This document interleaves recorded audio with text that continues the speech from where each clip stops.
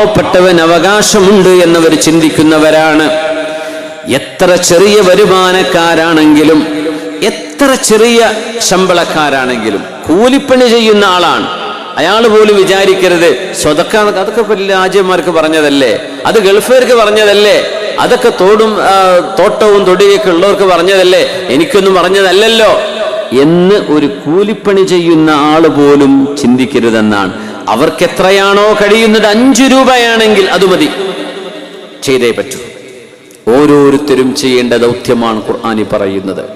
നമ്മുടെ ഈ നാട്ടിൽ പുക്കൂത്ത് ഇങ്ങനെ ഒരു യുവജന കൂട്ടായ്മ ഉണ്ടായതിലും അതിൻ്റെ ഭാഗമായി ഇങ്ങനെ ഒരു മതപ്രഭാഷണ പരിപാടി ചെയ്യാൻ അവർ മുന്നോട്ട് വന്നതിലും നമ്മുടെ സഹോദര സമുദായങ്ങളിലെ നമ്മുടെ സുഹൃത്തുക്കൾ കയ്യും മെയ്യും മറന്ന് നമ്മുടെ റബീഉൽ അവ്വലിലൊക്കെ ഒരുപാട് സഹായങ്ങൾ, നമ്മുടെ കുട്ടികൾക്ക് പ്രോത്സാഹനങ്ങൾ അടക്കം നമ്മുടെ സഹോദര സമുദായ സുഹൃത്തുക്കൾ ചെയ്തു എന്നറിയാൻ കഴിഞ്ഞതിൽ വലിയ സന്തോഷമുണ്ട്. ഈ ഒരുമയും സ്നേഹവും നമ്മുടെ നാടുകളിൽ നിൽക്കുന്ന കാലത്തോളം നമ്മുടെ സമൂഹത്തിന് സമാധാനത്തോടെ, മനുഷ്യർക്ക്, ജീവജാലങ്ങൾക്ക് സർവ്വതിനും അന്തസ്സോടെയുള്ള ഒരു അസ്തിത്വം അള്ളാഹു നൽകുമെന്നതിൽ യാതൊരു സംശയവുമില്ല.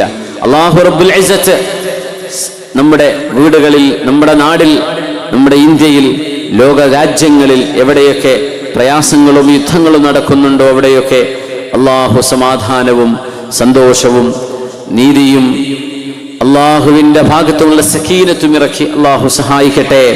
ആമീൻ യാ റബ്ബൽ ആലമീൻ.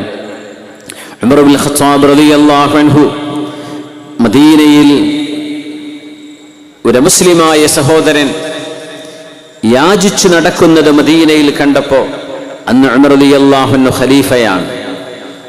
ഒരു ജൂതനായ മനുഷ്യൻ മദീനയുടെ തെരുവുകളിൽ വല്ലതും തരണേ, എനിക്ക് ജീവിക്കാൻ പട്ടിണിയാണ്, എനിക്ക് എന്തെങ്കിലും തരണേ എന്ന് പറഞ്ഞ് ആ മനുഷ്യൻ കൈനീട്ടി നടക്കുമ്പോൾ ഉമർ റളിയല്ലാഹു അൻഹു ഇസ്ലാമിന്റെ ഖസാനയിലേക്ക് ആ മനുഷ്യന്റെ കൈപിടിച്ച് കൊണ്ടുപോയത് ചരിത്രം രേഖപ്പെടുത്തിയിട്ടുണ്ട്.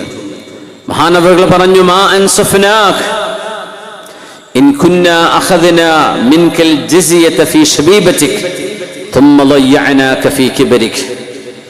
വൃദ്ധനായ വന്യവയോധികനായ അഹ്ലു കിതാബിൽപ്പെട്ട ഈ മനുഷ്യനോട് ഉമർ എന്നവർ പറയാൻ, നിങ്ങൾ ആരോഗ്യത്തിലുണ്ടായിരുന്ന കാലം നിങ്ങൾ ജിസിയ നൽകിയവരാണ്. ജിസിയ എന്ന് പറയുന്നൊരു സംവിധാനം ഇസ്ലാമിക ഗവൺമെന്റുകൾക്ക് കീഴിലുണ്ട്. അത് പലപ്പോഴും തെറ്റിദ്ധരിക്കപ്പെടാറുണ്ട്. ചില ആളുകളെങ്കിലും അതിനെ ശരിക്കും മനസ്സിലാക്കാറില്ല. എന്താണ് ജിസിയ എന്ന് പറഞ്ഞാൽ? ടാക്സ് എന്ന് നമുക്ക് തത്വത്തിൽ പറയാം. എന്ന് പറഞ്ഞാൽ മുസ്ലിം ഭരണാധികാരി ഭരണം നടത്തുന്ന സ്ഥലത്ത് കഴിഞ്ഞ കാലങ്ങളിലെ നിയമം, ഒരു യുദ്ധമുണ്ടായാൽ മുസ്ലിമീങ്ങളിലെ മുഴുവൻ പുരുഷന്മാരും യുദ്ധത്തിന് പോകണമെന്നാണ്. പ്രായപൂർത്തിയായ മുഴുവൻ ആളുകളും. പട്ടാളമെന്ന ജോലിയില്ല, അത് ജീവിതത്തിന്റെ ധർമ്മമാണ്. എല്ലാവരും രാജ്യത്തിന്റെ ബോർഡർ കാക്കാൻ പോയിരിക്കണം, അതന്ന് നിയമമാണ്. ആ ഒരു നിയമം നടപ്പാകുമ്പോ മുസ്ലിമീങ്ങളല്ലാത്ത ആ നാട്ടിൽ ജീവിക്കുന്ന ആളുകൾ അവരുടെ ജീവന് വേണ്ടി, മുസ്ലിമീങ്ങളായ ആളുകൾ ജീവൻ കൊടുക്കാൻ വേണ്ടി യുദ്ധമുഖത്തേക്ക് പോകുമ്പോൾ ഒരു അമുസ്ലിമിനും യുദ്ധത്തിന് പോവൽ നിർബന്ധമില്ല. അവരൊരിക്കലും അതിന് വിളിക്കൂല, അവരെ നിർബന്ധിക്കുകയും. അവർക്ക് വേണമെങ്കിൽ പോകാം, പക്ഷേ ഒരു മുസ്ലിം പോയേ പറ്റൂ. വൻപാപങ്ങളിൽപ്പെട്ട വൻപാപങ്ങളെ 9 എണ്ണമായി നിബിധങ്ങൾ എണ്ണിയത് ഹജ്ജത്തുൽ വിദാഇന്റെ പ്രഭാഷണത്തിൽ കാണാൻ കഴിയും. എത്രയാണ് നബിയെ കബീറത്തുകൾ, വൻപാപങ്ങൾ എന്ന് ഒരു സ്വഹാബി ഹബീബിനോട് ചോദിച്ചപ്പോ അവിടുന്ന് കൊടുത്ത മറുപടിയിൽ കാണാം, യുദ്ധം നടക്കുമ്പോ ആരെങ്കിലും പിന്തിരിഞ്ഞോടിയാൽ അത് വൻപാപങ്ങളിൽപ്പെട്ട വൻപാപമാണ്. അങ്ങനെ യുദ്ധമുഖത്തേക്ക് രാജ്യത്തിന് പ്രതിസന്ധി ഉണ്ടായാൽ, സുരക്ഷിതത്വത്തിന് ഭീഷണിയുണ്ടായാൽ മുസ്ലിമീങ്ങളായ പുരുഷന്മാർ മുഴുവൻ യുദ്ധത്തിലേക്ക് പോകണം. അവർ മുഴുവൻ കൊല്ലപ്പെട്ടേക്കാം, പക്ഷേ ഒരമുസ്ലിമും യുദ്ധത്തിലേക്ക് പോവേണ്ടതില്ല. അതിന് പകരം അവർക്ക് സംരക്ഷണം നൽകുന്നതിന് പകരം അവർ കൊടുക്കേണ്ട ഒരു കരമാണ്, ഒരു ഫീസാണ് ജിസിയ എന്ന് പറയുന്നത്. അവർക്ക് എല്ലാ തരത്തിലുമുള്ള സ്വാതന്ത്ര്യം, എല്ലാ തരത്തിലുമുള്ള സുരക്ഷിതത്വം മുസ്ലിം ഭരണത്തിന്റെ കീഴിലുണ്ടാകും. പക്ഷേ അവർ കൊടുക്കേണ്ടത് അതൊരു നിശ്ചിത തുക അവര് ജിസിയ കൊടുക്കണം. എന്തിനെന്നറിയോ? അവരുടെ ജീവന് മുസ്ലിമീങ്ങൾ ജീവൻ കൊടുത്ത് സംരക്ഷണം കൊടുക്കുന്നതിന് പകരമാണത്. മഹാനായ ഫാറൂഖ് റളിയല്ലാഹു അൻഹു ഈ അഹ്ലി കിതാബിൽപ്പെട്ട ജൂതനെ വിളിച്ചു കൊണ്ടുപോയിട്ട് പറഞ്ഞ വാക്കുണ്ട്, മാ അൻസഫനാക്, നിങ്ങളോട് ഞങ്ങൾ നീതി ചെയ്തില്ലല്ലേ? നിങ്ങളുടെ യൗവനകാലം നിങ്ങൾ ഞങ്ങൾക്ക് ജിസിയ തന്നവരാണ്. ആ ജിസിയെ ഞങ്ങൾ സ്വീകരിച്ചു. പക്ഷേ നിങ്ങൾക്ക് വാർദ്ധക്യമുണ്ടായപ്പോ നിങ്ങൾക്ക് ജീവിക്കാൻ വകയില്ലാതെ ആയല്ലേ, നിങ്ങൾ ബുദ്ധിമുട്ടിയല്ലേ, നിങ്ങൾക്ക് യാചിക്കേണ്ട ഗതികേട് വന്നോ? മഹാനവറുകൾ പറഞ്ഞു,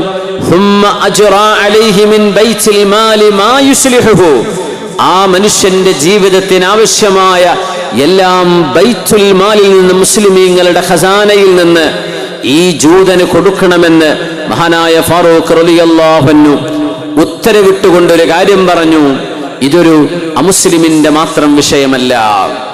ലൗമാത ജമലുൻ ദുയാഅൻ അലാ ശത്തിൽ ഫുറാത്ത്, യൂഫ്രട്ടീസ്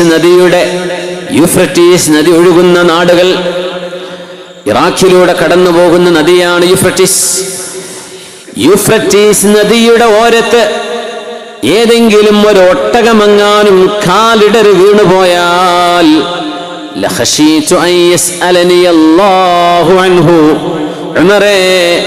ആ ഒട്ടകത്തിന്റെ കാല് ഇടറി വീഴാൻ മാത്രം ഒട്ടകത്തിന് നടന്നു പോകാനുള്ള വഴി എന്തുകൊണ്ട് നിങ്ങൾ ശരിയാക്കി കൊടുത്തില്ല എന്ന് അള്ളാഹു നാളെ എന്നോട് ചോദിക്കുമെന്ന് ഞാൻ ഭയപ്പെടുന്നു. ഒരു മനുഷ്യന്റെ വിഷയത്തിൽ മാത്രമല്ല, ജീവജാലങ്ങൾക്ക് പോലും സൗകര്യം ചെയ്തു കൊടുത്തില്ലെങ്കിൽ, അവരുടെ ജീവന് ഭീഷണിയാകുന്ന വിധം സാഹചര്യങ്ങളെ സുരക്ഷിതമാക്കി കൊടുത്തില്ല എങ്കിൽ, അവർക്ക് പ്രയാസങ്ങളും ബുദ്ധിമുട്ടുകളും ഉള്ള ഇടങ്ങളിൽ എന്റെ നോട്ടം എത്തിയില്ല എങ്കിൽ അള്ളാഹുവിന്റെ മുമ്പിൽ ഉമർ ചോദ്യം ചെയ്യപ്പെടുമെന്ന് മഹാനായ ഫാറൂഖ് റളിയല്ലാഹു അൻഹു പ്രഖ്യാപിച്ചത് ഈ ജൂതനായ വൃദ്ധനായ മനുഷ്യന്റെ കൈപിടിച്ചു കൊണ്ടുപോയി, ഇനി നിങ്ങൾ യാചിക്കരുത്, ഇനി നിങ്ങൾ കൈനീട്ടരുത്, നിങ്ങളുടെ അഭിമാനം വലുതാണ്, നിങ്ങൾക്ക് ജീവിക്കാൻ ആവശ്യമായ റേഷൻ മുസ്ലിമീങ്ങളുടെ ബൈത്തുൽ മാലിൽ നിന്ന് നിങ്ങൾക്ക് ഞങ്ങൾ നൽകിയിരിക്കുമെന്ന് മഹാനായ ഫാറൂഖ് റളിയല്ലാഹു തആല അൻഹു. ഇന്നല്ലാഹ യഅ്മുറുകും അൻ തുഅദ്ദുൽ അമാനാതി ഇലാ അഹ്ലിഹാ വഇദാ ഹകംതും ബൈനൻ നാസി അൻ തഹ്കുമൂ ബിൽ അദ്ൽ. അല്ലാഹു നിങ്ങളോട് കൽപ്പിക്കുകയാണ്, അൻ തുഅദ്ദുൽ അമാനാതി ഇലാ അഹ്ലിഹാ. ആരാണോ നിങ്ങളെ ഏതെങ്കിലും ഒരു വിഷയം വിശ്വസിച്ച് ഏൽപ്പിക്കുന്നത്, ആ വിഷയത്തിൽ വിശ്വാസവഞ്ചന നടത്തരുതെന്നും, നിങ്ങൾ ജനങ്ങൾക്കിടയിൽ വിധി പറയുകയാണെങ്കിൽ, നിങ്ങൾ നീതിയുക്തമായിട്ടേ വിധി പറയാൻ പാടുള്ളൂ. നിങ്ങളുടെ മറുപക്ഷം ആരാണെങ്കിൽ പോലും, നിങ്ങളുടെ ശത്രുവാണെങ്കിൽ പോലും, നിങ്ങൾ ആ ശത്രുവിനെ ശത്രുവായല്ല കാണേണ്ടത്, നീതിയുടെ കണ്ണിലൂടെ കാണണം. ആർക്കാണ് അവകാശമെങ്കിൽ ആ അവകാശമാണ് നിങ്ങൾ വകവെച്ചു കൊടുക്കേണ്ടത്. നീതിയാണ് അല്ലാഹു ഇഷ്ടപ്പെടുന്നത് എന്ന് വിശുദ്ധമായ ഖുർആൻ. അലി റളിയല്ലാഹു തആല അൻഹും ഒരു ജൂതനായ മനുഷ്യനും മഹാനായ ഉമർ ഇബ്നുൽ ഖത്താബ് റളിയല്ലാഹു അൻഹുവിന്റെ മുമ്പിൽ വിധി പറയാൻ വേണ്ടി, വിധി കേൾക്കാൻ വേണ്ടി വന്നിരിക്കുകയാണ്. അന്ന് ഖലീഫയാണ് ഉമർ റളിയല്ലാഹു അൻഹു, ഖലീഫയാണ് അന്നത്തെ ജഡ്ജ് തന്നെ. ഉമർ റളിയല്ലാഹു അൻഹുവിന്റെ മുമ്പിലേക്ക് വരുമ്പോ അന്നത്തെ ഒരു നിയമമുണ്ട്, വാദിയും പ്രതിയെയും കോടതി ഒരു ബെഞ്ചിലാണ് ഒരുമിച്ചാണ് ഇരുത്തുക, എന്നിട്ടാണ് വാദം കേൾക്കുക. ഉമർ റളിയല്ലാഹു അൻഹു ജൂതനോടും അലി റളിയല്ലാഹു അൻഹുവിനോടും അവരുടെ വാദം കേൾക്കാൻ വേണ്ടി നിങ്ങൾ ഒരുമിച്ച് ബെഞ്ചിലിരിക്കണം എന്ന് പറഞ്ഞപ്പോ മഹാനായ അലി റളിയല്ലാഹു അൻഹുവിനെ യാ അലി എന്ന് വിളിക്കേണ്ടതിന് പകരം യാ അബൽ ഹസൻ, ഹസൻ എന്നവരുടെ ഉപ്പയെ, അല്ലാഹുവിന്റെ റസൂലിന്റെ പേരക്കുട്ടിയാണ് ഹസൻ, ഹുസൈൻ, രണ്ടുപേര്. അതിൽ ഹസൻ എന്നവരുടെ പേര് പറഞ്ഞ് യാ അബൽ ഹസൻ. അബുൽ ഹസൻ എന്നത് അലി റളിയല്ലാഹു അൻഹുവിന്റെ ലഖബ് പേരാണ്. അവരുടെ സ്ഥാനപ്പേരാണ്, അവരുടെ കുഞ്ഞത്താണ് മഹാനായ അലി റളിയല്ലാഹു അൻഹുവിന്റെ യാ അബൽ ഹസൻ, ഹസൻ എന്നവരുടെ വാപ്പയെ. അത് സ്നേഹത്തോടെ വിളിക്കുന്ന പേരാണത്. സ്വന്തം പേര് വിളിക്കുന്നതിന് പകരം മുതിർന്ന ആൺകുട്ടിയുടെ പേരിലേക്ക് ചേർത്തിയിട്ട് ആ മോന്റെ ഉപ്പ എന്ന് പറയുന്ന രീതി നമ്മുടെ മലയാളത്തിലൊന്നും നമ്മൾ അങ്ങനെ ചെയ്യാറില്ല. പക്ഷെ അറബികളിൽ അത് സുലഭമാണ്. യാ അബൽ ഹസൻ. അലി റളിയല്ലാഹു അൻഹുവിന്റെ മുഖം ചുവന്നു തുടുത്തു ദേഷ്യപ്പെട്ടിരിക്കുകയാണ്. ഉമർ റളിയല്ലാഹു അൻഹു ചോദിച്ചു, അലിയാരെ, ഞാൻ പറഞ്ഞതിൽ എന്തെങ്കിലും ഇഷ്ടക്കുറവ് തോന്നിയോ? ഈ ജൂതന്റെ കൂടെ ഇരിക്കണമെന്ന് പറഞ്ഞത് നിങ്ങൾക്ക് ഇഷ്ടമായില്ലേ എന്ന് ചോദിച്ചു. അലി തങ്ങൾ പറഞ്ഞു, ഇതിനെന്താ, എനിക്ക് ഒരു ഇഷ്ടക്കുറവില്ല. പക്ഷേ എന്നെ ദേഷ്യം പിടിപ്പിച്ചത് നിങ്ങൾ എന്തിനാണ് എന്നെ അബുൽ ഹസൻ എന്ന് വിളിച്ചത്? ഹസന്റെ വാപ്പ എന്ന് വിളിക്കുന്നത് സ്നേഹത്തോടെ വിളിക്കുന്ന പേരല്ലേ?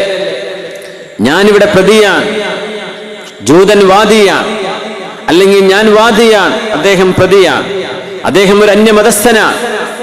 ഞാനും ഇയാളും നീതിക്ക് വേണ്ടി നിങ്ങളുടെ കോടതിയിലേക്ക് വരുമ്പോ ഞാനും നിങ്ങളും ചങ്ങാതിമാരാണ്, അത് വേറെ വിഷയം.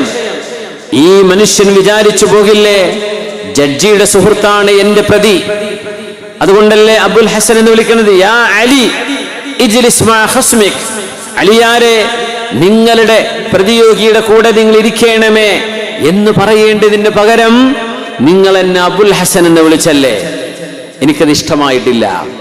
ഈ മനുഷ്യൻ എന്താ വിചാരിക്കുക? അയാൾ വിചാരിക്കൂലേ ഈ ജഡ്ജി ഇയാളുടെ സുഹൃത്താണ്, അതുകൊണ്ട് ഒരിക്കലും എനിക്ക് ഈ കോടതിയിൽ നീതി ലഭിക്കില്ല എന്ന് ആ മനുഷ്യൻ ഇസ്ലാമിനെ കുറിച്ച് തെറ്റിദ്ധരിക്കൂലേ? അതുകൊണ്ട് ഉമറേ, അബുൽ ഹസൻ എന്ന് എന്നെ വിളിച്ചത് ശരിയായില്ല, എനിക്കതിൽ നിങ്ങളോട് പ്രതിഷേധമുണ്ട് എന്ന് മഹാനായ അലി ഇബ്നു അബീ ത്വാലിബ് റളിയല്ലാഹു അൻഹു. ഇതാണ് ഇസ്ലാം. ഈ നീതിയുടെ പാഠങ്ങളൊക്കെ ലോകത്തോട് നമുക്ക് വിളിച്ചു പറയേണ്ടതുണ്ട്. ഈ ഒരു മനോഹരമായ ദീനിന്റെ ചിത്രം അലി റളിയല്ലാഹു അൻഹു ഒരൊറ്റ കാര്യം പറഞ്ഞത്, എന്തിനെന്നെ അബുൽ ഹസൻ എന്ന് ഇവിടെ നിന്ന് വിളിച്ചു?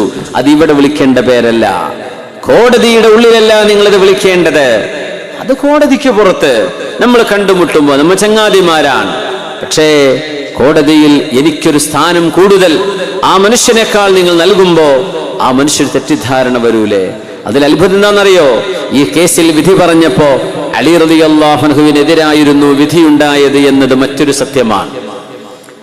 പക്ഷേ ഇന്നല്ലാഹ യഅ്മുറു ബിൽ അദ്ലി വൽ ഇഹ്സാൻ, അല്ലാഹു നിങ്ങളോട് നീതി ചെയ്യണമെന്ന് ഉപദേശിക്കുകയാണ്. വൽ ഇഹ്സാൻ, നിങ്ങൾ ജനങ്ങൾക്ക് ഉപകാരം ചെയ്യണം, നന്മകൾ ചെയ്യണം. വഈതാഇ ദിൽ ഖുർബാ, നിങ്ങളുടെ കൂടപ്പിറപ്പുകളെ നിങ്ങൾ കൂടെ നിർത്തണം, അവർക്ക് നിങ്ങൾ നൽകണം, അവരെ സഹായിക്കണം. വയൻഹാ അനിൽ ഫഹ്ശാഇ വൽ മുൻകർ, വ്യഭിചാരത്തിലേക്ക്, മദ്യപാനത്തിലേക്ക്, തിന്മകളിലേക്ക്, മയക്കുമരുന്ന് ലഹരികളിലേക്ക് നിങ്ങൾ പോകരുത്. വൽ മുൻകർ, വെറുക്കപ്പെടുന്ന സ്വഭാവങ്ങൾ ഒന്നും ചെയ്യരുത്. വൽ ബഗി, നിങ്ങൾ ആരും ആരോടും അനീതി ചെയ്യുകയും അരുത്. യഇലുകും ലഅല്ലകും തദക്കറൂൻ, നിങ്ങൾക്ക് ബോധ്യം വരാൻ വേണ്ടി അല്ലാഹു നിങ്ങളെ സാരോപദേശം ചെയ്യുകയാണ് എന്ന് വിശുദ്ധ ഖുർആൻ. എത്ര മനോഹരമാണ് അല്ലാഹുവിന്റെ വചനങ്ങൾ. ഇതാ നമുക്ക് നമ്മുടെ ഈ പരിപാടിയുടെ വിജയത്തിന് വേണ്ടി നിങ്ങളുടെ ഒക്കെ സഹായം ആവശ്യമുണ്ട്. നമ്മുടെ വളണ്ടിയർമാർ ബക്കറ്റുമായിട്ട് നമ്മുടെ സദസ്സിലേക്ക് വരുന്നുണ്ട്. എല്ലാവരും അകമഴിഞ്ഞ് സഹായിക്കണേ. ഇനി ഞാനത് ആഴത്തിൽ ഇനി ഊന്നി പറയേണ്ട ആവശ്യമില്ല എന്ന് വിചാരിക്കുന്നു. ഉമ്മമാരെ, നിങ്ങളെ കൊണ്ട് കഴിയുന്നത് നിങ്ങളെ സഹായിക്കണം. നിങ്ങളുടെ ഭർത്താക്കന്മാർക്ക് പൊരുത്തമാണെങ്കിൽ, നിങ്ങളുടേതാണെങ്കിൽ നിങ്ങൾക്ക് സ്വന്തമായിട്ട് എന്തെങ്കിലും നിങ്ങളുടെ കയ്യിലുള്ള ആഭരണങ്ങളിൽ അള്ളാഹുവിന് വേണ്ടി കൊടുക്കാൻ താല്പര്യമുള്ളത്, ഈ സദസ്സിനോളം പുണ്യമായൊരു ലക്ഷ്യം വെക്കുന്ന മറ്റൊന്ന് നമുക്കിവിടെ മുമ്പിലില്ല. അതുകൊണ്ട് എല്ലാവരും അകമഴിഞ്ഞ് സഹായിക്കണേ. നമ്മുടെ മനസ്സിന്റെ ഉദ്ദേശങ്ങളെ അള്ളാഹു അറിയുന്നവനാണ്. അള്ളാഹു അത് സഫലമാക്കി തരട്ടെ. എല്ലാവരും എഴുന്നേറ്റ് ഒരു 3 സ്വലാത്ത് ചൊല്ലിയിരിക്കാം. നിങ്ങൾക്കൊരു ഒരു ഉന്മേഷവുമായി നമ്മുടെ കുട്ടികൾ വരുമ്പോഴേ ആ പേഴ്സൊക്കെ ഒന്ന് എടുക്കാനൊരു സൗകര്യമായി. ഇൻഷാ അല്ലാഹ്. സ്വല്ലു അലൻ നബി മുഹമ്മദിൻ വആലിഹി. അല്ലാഹുമ്മ സ്വല്ലി അലാ സയ്യിദിനാ മുഹമ്മദിൻ وعلى آل سيدنا محمد وبارك وسلم عليه.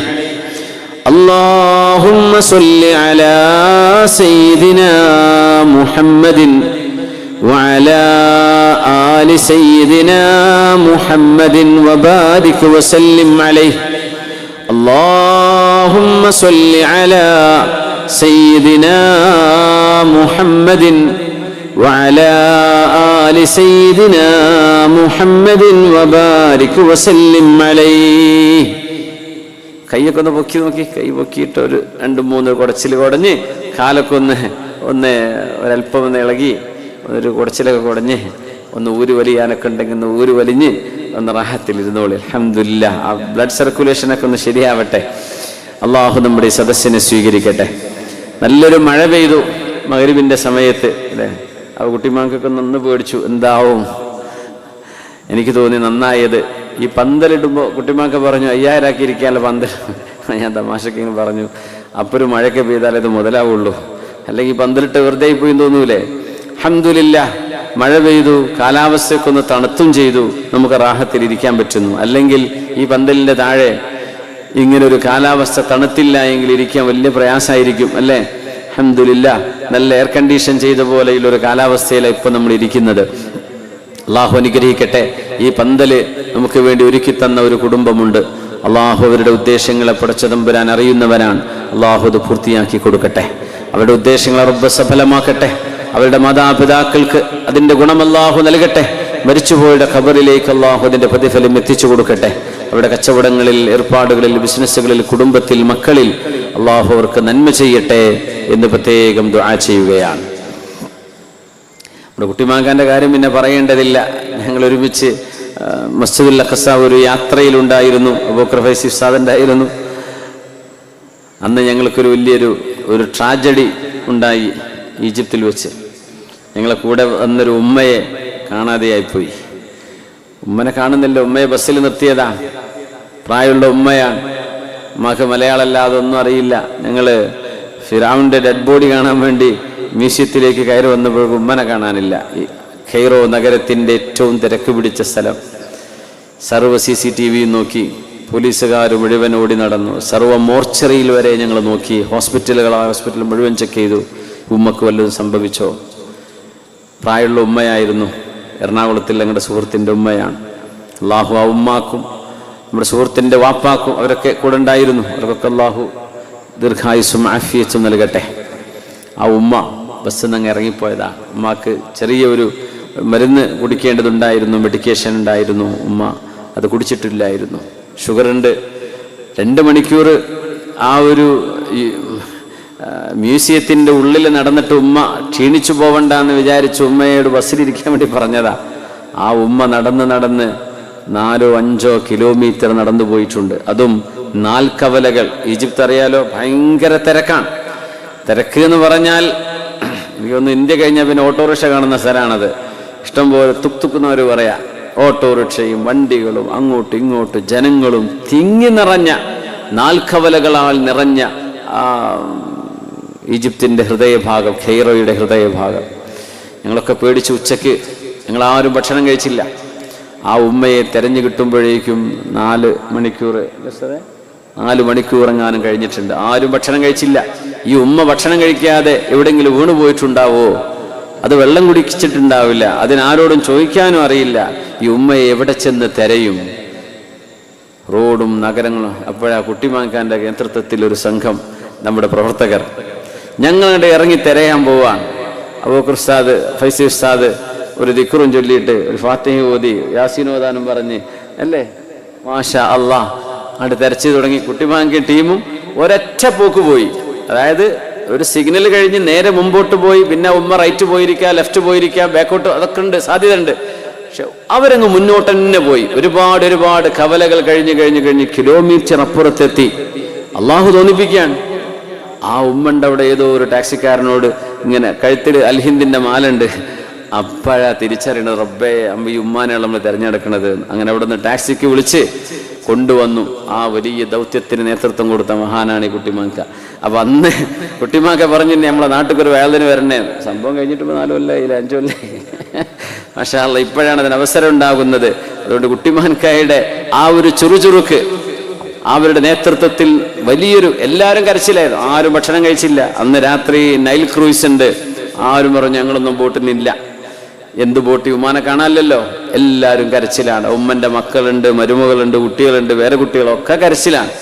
അൽഹംദുലില്ലാഹ് അള്ളാഹുവിൻ്റെ തൗഫീഖോടുകൂടെ ആ നഗരത്തിൻ്റെ തിരക്കിനിടയിൽ നിന്ന് ആ ഉമ്മയെ കണ്ടുകിട്ടിയത് ഇപ്പോഴും മറക്കാൻ കഴിയില്ല. കാരണം അതിൻ്റെ സാധ്യത വളരെ വളരെ കുറവാണ്. കാരണം ആ ഉമ്മ എങ്ങോട്ടും തിരിഞ്ഞു പോകാം. ഒരടി നടക്കാൻ പറ്റാതെ ഉമ്മ 4 കിലോമീറ്റർ നടന്നു പോയിട്ടുണ്ട് ഒറ്റയ്ക്ക്.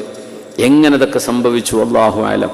ഉച്ചക്ക് 2 മണിക്ക് തുടങ്ങിയ തെരച്ചിൽ ഒടുവിൽ ആ ഉമ്മയെ കിട്ടുന്നത് വൈകിട്ട് മഗ്രിബും കഴിഞ്ഞ് 7-7:30 മണിക്കാണ് ഉമ്മയെ കിട്ടി എന്ന ഒരു ന്യൂസ് കിട്ടുന്നത്. യാ അല്ലാഹ്, അല്ലാഹുവേ. അപ്പം അവിടെ തന്നെ കുട്ടിമാൻക പ്രോആക്റ്റീവാണ്. ഞങ്ങളുടെ കൂടെ യാത്ര ചെയ്യുന്നു എന്നൊരൊറ്റ വിഷയമുള്ളൂ. കുട്ടിമാൻക ഞങ്ങളങ്ങ് ഇറങ്ങട്ടെ. അവരങ്ങ് ഇറങ്ങി. പോലീസും പട്ടാളം ഒക്കെ തിരയുന്നുണ്ട്. എല്ലാവർക്കും വിവരം കൊടുത്തു ഇങ്ങനെ ഒരു ഉമ്മയെ മിസ്സിംഗ് ആണ്. പക്ഷേ മാഷാ അല്ലാഹ് ഭക്ഷണം കഴിക്കാതെ വയറൊട്ടിയ ആ ഒരു ശരീരവുമായി അന്ന് കുട്ടിമാങ്കയുടെ നേതൃത്വത്തിലുള്ള ഒരു സംഘം ആളുകൾ തെരഞ്ഞ തെരച്ചിലും ആ ഒരു ത്യാഗവും മറക്കാൻ കഴിയില്ല. അള്ളാഹു അതിനൊക്കെ അർഹമായ പ്രതിഫലം കൊടുക്കട്ടെ എന്ന് നിങ്ങൾക്ക് വേണ്ടി എല്ലാവർക്കും വേണ്ടി ഞാൻ ദുആ ചെയ്യുകയാണ്. അള്ളാഹു സുബ്ഹാനഹു വ തആല അത്തരം നല്ല മനുഷ്യരുടെ ഒരു കൂട്ടായ്മയാണ് നമ്മുടെ ഈ പുക്കൂത്ത് പ്രദേശം. ഇവിടുത്തെ സുമനസ്സുകളുടെ ഈ സാന്നിധ്യവും നിങ്ങളുടെ മുഖങ്ങളിലെ ഈ ഒരു പുഞ്ചിരിയും കാണുമ്പോൾ എന്തെന്നില്ലാത്ത സന്തോഷവും എന്തെന്നില്ലാത്തൊരു ആത്മനിർവൃതിയുമുണ്ട് എന്ന് ഞാൻ എൻ്റെ സന്തോഷം നിങ്ങളെ പറഞ്ഞറിയിക്കുകയാണ്. അല്ലാഹു റബ്ബുൽ ഇസ്സത്തിന്റെ സർവ്വ അനുഗ്രഹവും ഈ നാടിന്, നമ്മുടെ നാടുകൾക്കൊക്കെ അല്ലാഹു നൽകട്ടെ എന്ന് പ്രത്യേകം ദുആ ചെയ്യുന്നു. ഫഇദാ ഖുൽതും ഫഅദിലു വലൗ കാന ദാ ഖുർബാ. മഹാനായ റസൂലുള്ളാഹി സ്വല്ലല്ലാഹു അലൈഹി വസല്ലം തങ്ങൾ വിശുദ്ധമായ ബദർ യുദ്ധം നടന്നുകൊണ്ടിരിക്കുകയാണ്. ബദർ യുദ്ധം നടക്കുമ്പോൾ സവാദ് ഇബ്നു ഗസിയ റളിയല്ലാഹു അൻഹുവിന്റെ അരികത്തുകൂടെ തങ്ങള് സൈന്യം സഫായി നിൽക്കുകയാണ്. തങ്ങളുടെ കയ്യിൽ ഒരു മിസ്വാക്കുണ്ട്. മിസ്വാക്ക് എന്ന് പറഞ്ഞാൽ അറാഖിന്റെ കഷ്ണം, ഒരു മരത്തിന്റെ കമ്പാണത്, പല്ല് ബ്രഷ് ചെയ്യാൻ ഉപയോഗിക്കുന്നത്. തങ്ങള് എല്ലാവരെയും സഫായി നിർത്തുമ്പോ ഇസ്തവിയ സവാദ്, സവാദേ, സവാദ് ഇബ്നു ഗസിയ റളിയല്ലാഹു അൻഹുവിനോട് മഹാനവറുകൾ കുപ്പായിട്ടിട്ടില്ല, യുദ്ധത്തിന്റെ പോരാളിയാണ്, അപ്പൊ വയറിങ്ങനെ മുന്നോട്ടാണ്, സഫിലേക്കൊന്ന് നേരെ നിൽക്കണേ എന്ന് പറഞ്ഞുകൊണ്ട് നബി തങ്ങൾ ആ മിസ്വാക്ക് കൊണ്ട് ഒരു ചെറിയ ഒരു തള്ളു കൊടുത്തു. സവാദ് റളിയല്ലാഹു അൻഹു അവിടെ സഫിലേക്ക് കയറി നിൽക്കുകയും ചെയ്തു. യുദ്ധം തുടങ്ങാൻ പോവാൻ. പുണ്യ നബി തങ്ങൾ ബദറിൽ ചെയ്ത നന്മകൾ നമ്മൾ ആലോചിക്കണം.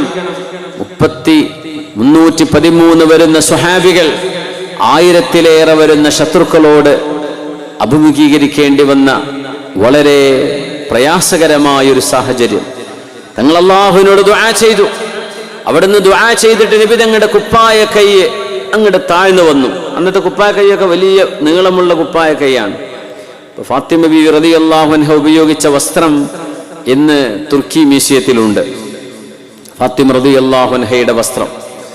അവിടെ ഒരുപാട് അത്ഭുതങ്ങളുള്ള ഒരു മ്യൂസിയമാണ്. ലോകത്ത് ഒരിടത്തും കാണാത്ത ഇസ്ലാമിക ലോകത്തെ അത്ഭുതങ്ങളൊക്കെ കിടക്കുന്നത് തുർക്കിയിലെ ഇസ്തംബൂളിലെ ടോപ്പ് കാപ്പി പാലസ് മ്യൂസിയത്തിലാണ്. മൂസാ നബി അലൈഹിസ്സലാമിന്റെ വടി, വമാ തിൽക ബിയമീനിക യാ മൂസ, ആ വടി ഇന്ന് അവിടെ ഉണ്ട്, കാണാൻ പറ്റും. ടൂറിസ്റ്റുകൾക്ക് തുറന്നു കൊടുക്കുന്നു. എത്രയോ അത്യാവശ്യം നല്ല ഫീ കൊടുക്കണം, എന്നാൽ ഇതിനുള്ളിലേക്ക് കടക്കാൻ പറ്റൂ. കാരണം ദാവൂദ് നബി അലൈഹിസ്സലാം ഉപയോഗിച്ച വാളുണ്ടവിടെ. യഹ്യാ നബി അലൈഹിസ്സലാമിന്റെ തലയോട്ടിയുടെയും കയ്യിന്റെയും ഭാഗങ്ങൾ അവിടെ സൂക്ഷിച്ചു വെച്ചിട്ടുണ്ട്. പിന്നെ 4 ഖലീഫമാരുടെ, ഖാലിദ് ബിൻ വലീദ് തങ്ങളുടെ, മുആദ് ബിൻ ജബൽ എന്നവരുടെ, അംർ ബിൻ ആസ് റളിയല്ലാഹു അൻഹുവിന്റെ, ഇവരുടെയൊക്കെ വാളുകൾ, അവരുപയോഗിച്ച സാധനങ്ങൾ ഇന്ന് ആ മ്യൂസിയത്തിലുണ്ട്. കൂട്ടത്തിൽ അലി റളിയല്ലാഹു അൻഹുവിന്റെ 2 തലപ്പാവുകൾ, ഹുസൈൻ ബിൻ അലി റളിയല്ലാഹു അൻഹുവിന്റെ തലപ്പാവ്, പുണ്യനിബിതങ്ങളുടെ ചെരുപ്പ്, അവിടുത്തെ പരിശുദ്ധമായ ശരീരത്തിലെ അവിടുത്തെ ശിരസിലെയും താടിയിലെയും രോമങ്ങള്, ഷഅർ മുബാറക് അവിടെ ഉണ്ട്, അവിടുത്തെ നഅലുണ്ട്, നിബിതങ്ങളുടെ ചെരുപ്പുണ്ട്. അങ്ങനെ ഒരുപാട് അത്ഭുതങ്ങളുള്ള ഒരു മ്യൂസിയം ഉണ്ട്. അത് ലോകത്ത് അവിടെയുള്ളൂ, വേറെ എവിടത്തും. കാരണം സൗദി അറേബ്യ അടക്കം അറബ് ലോകം 800 കൊല്ലം ഭരിച്ചവരാണ് ഉസ്മാനികൾ. അതുകൊണ്ട് അവരുടെ കയ്യിൽ ആധാറുകളുണ്ട്. ആ ആധാറുകൾ സൂക്ഷിച്ചതിന്റെ പേരിലാണ് അവർക്ക് ഇത്ര വലിയ വിജയമുണ്ടായത് എന്ന് ചരിത്ര പണ്ഡിതന്മാർ സൂചിപ്പിക്കാറുണ്ട്. ഏതായിരുന്നാലും ആ കുപ്പായൊക്കെ കാണുമ്പോഴേ വലിയ വീതിയുള്ള കൈയാണ്, നല്ല വീതിയുള്ള കൈയാണ്, അത്യാവശ്യം വീതിയുള്ള കുപ്പായങ്ങളാണത്. നിബിതങ്ങൾ ധരിച്ചിരുന്നതും അങ്ങനെ തന്നെയാണ്. അതുകൊണ്ടാണ് ഇന്ന് കൈ ഉയർത്തിയാൽ ആ കുപ്പായം നേരെ അങ്ങ് താഴേക്ക് ഇറങ്ങും. അങ്ങനെ നിബിതങ്ങളുടെ ആംപിറ്റിന്റെ വെളുപ്പ് നിറം പോലും, കക്ഷത്തിന്റെ വെളുപ്പ് നിറം പോലും ഞങ്ങൾ കണ്ടു. അങ്ങനെ നിബിതങ്ങൾ കൈ ഉയർത്തി ദുആ ചെയ്തു എന്ന് കാണാൻ കഴിയും ഹദീസുകളിൽ.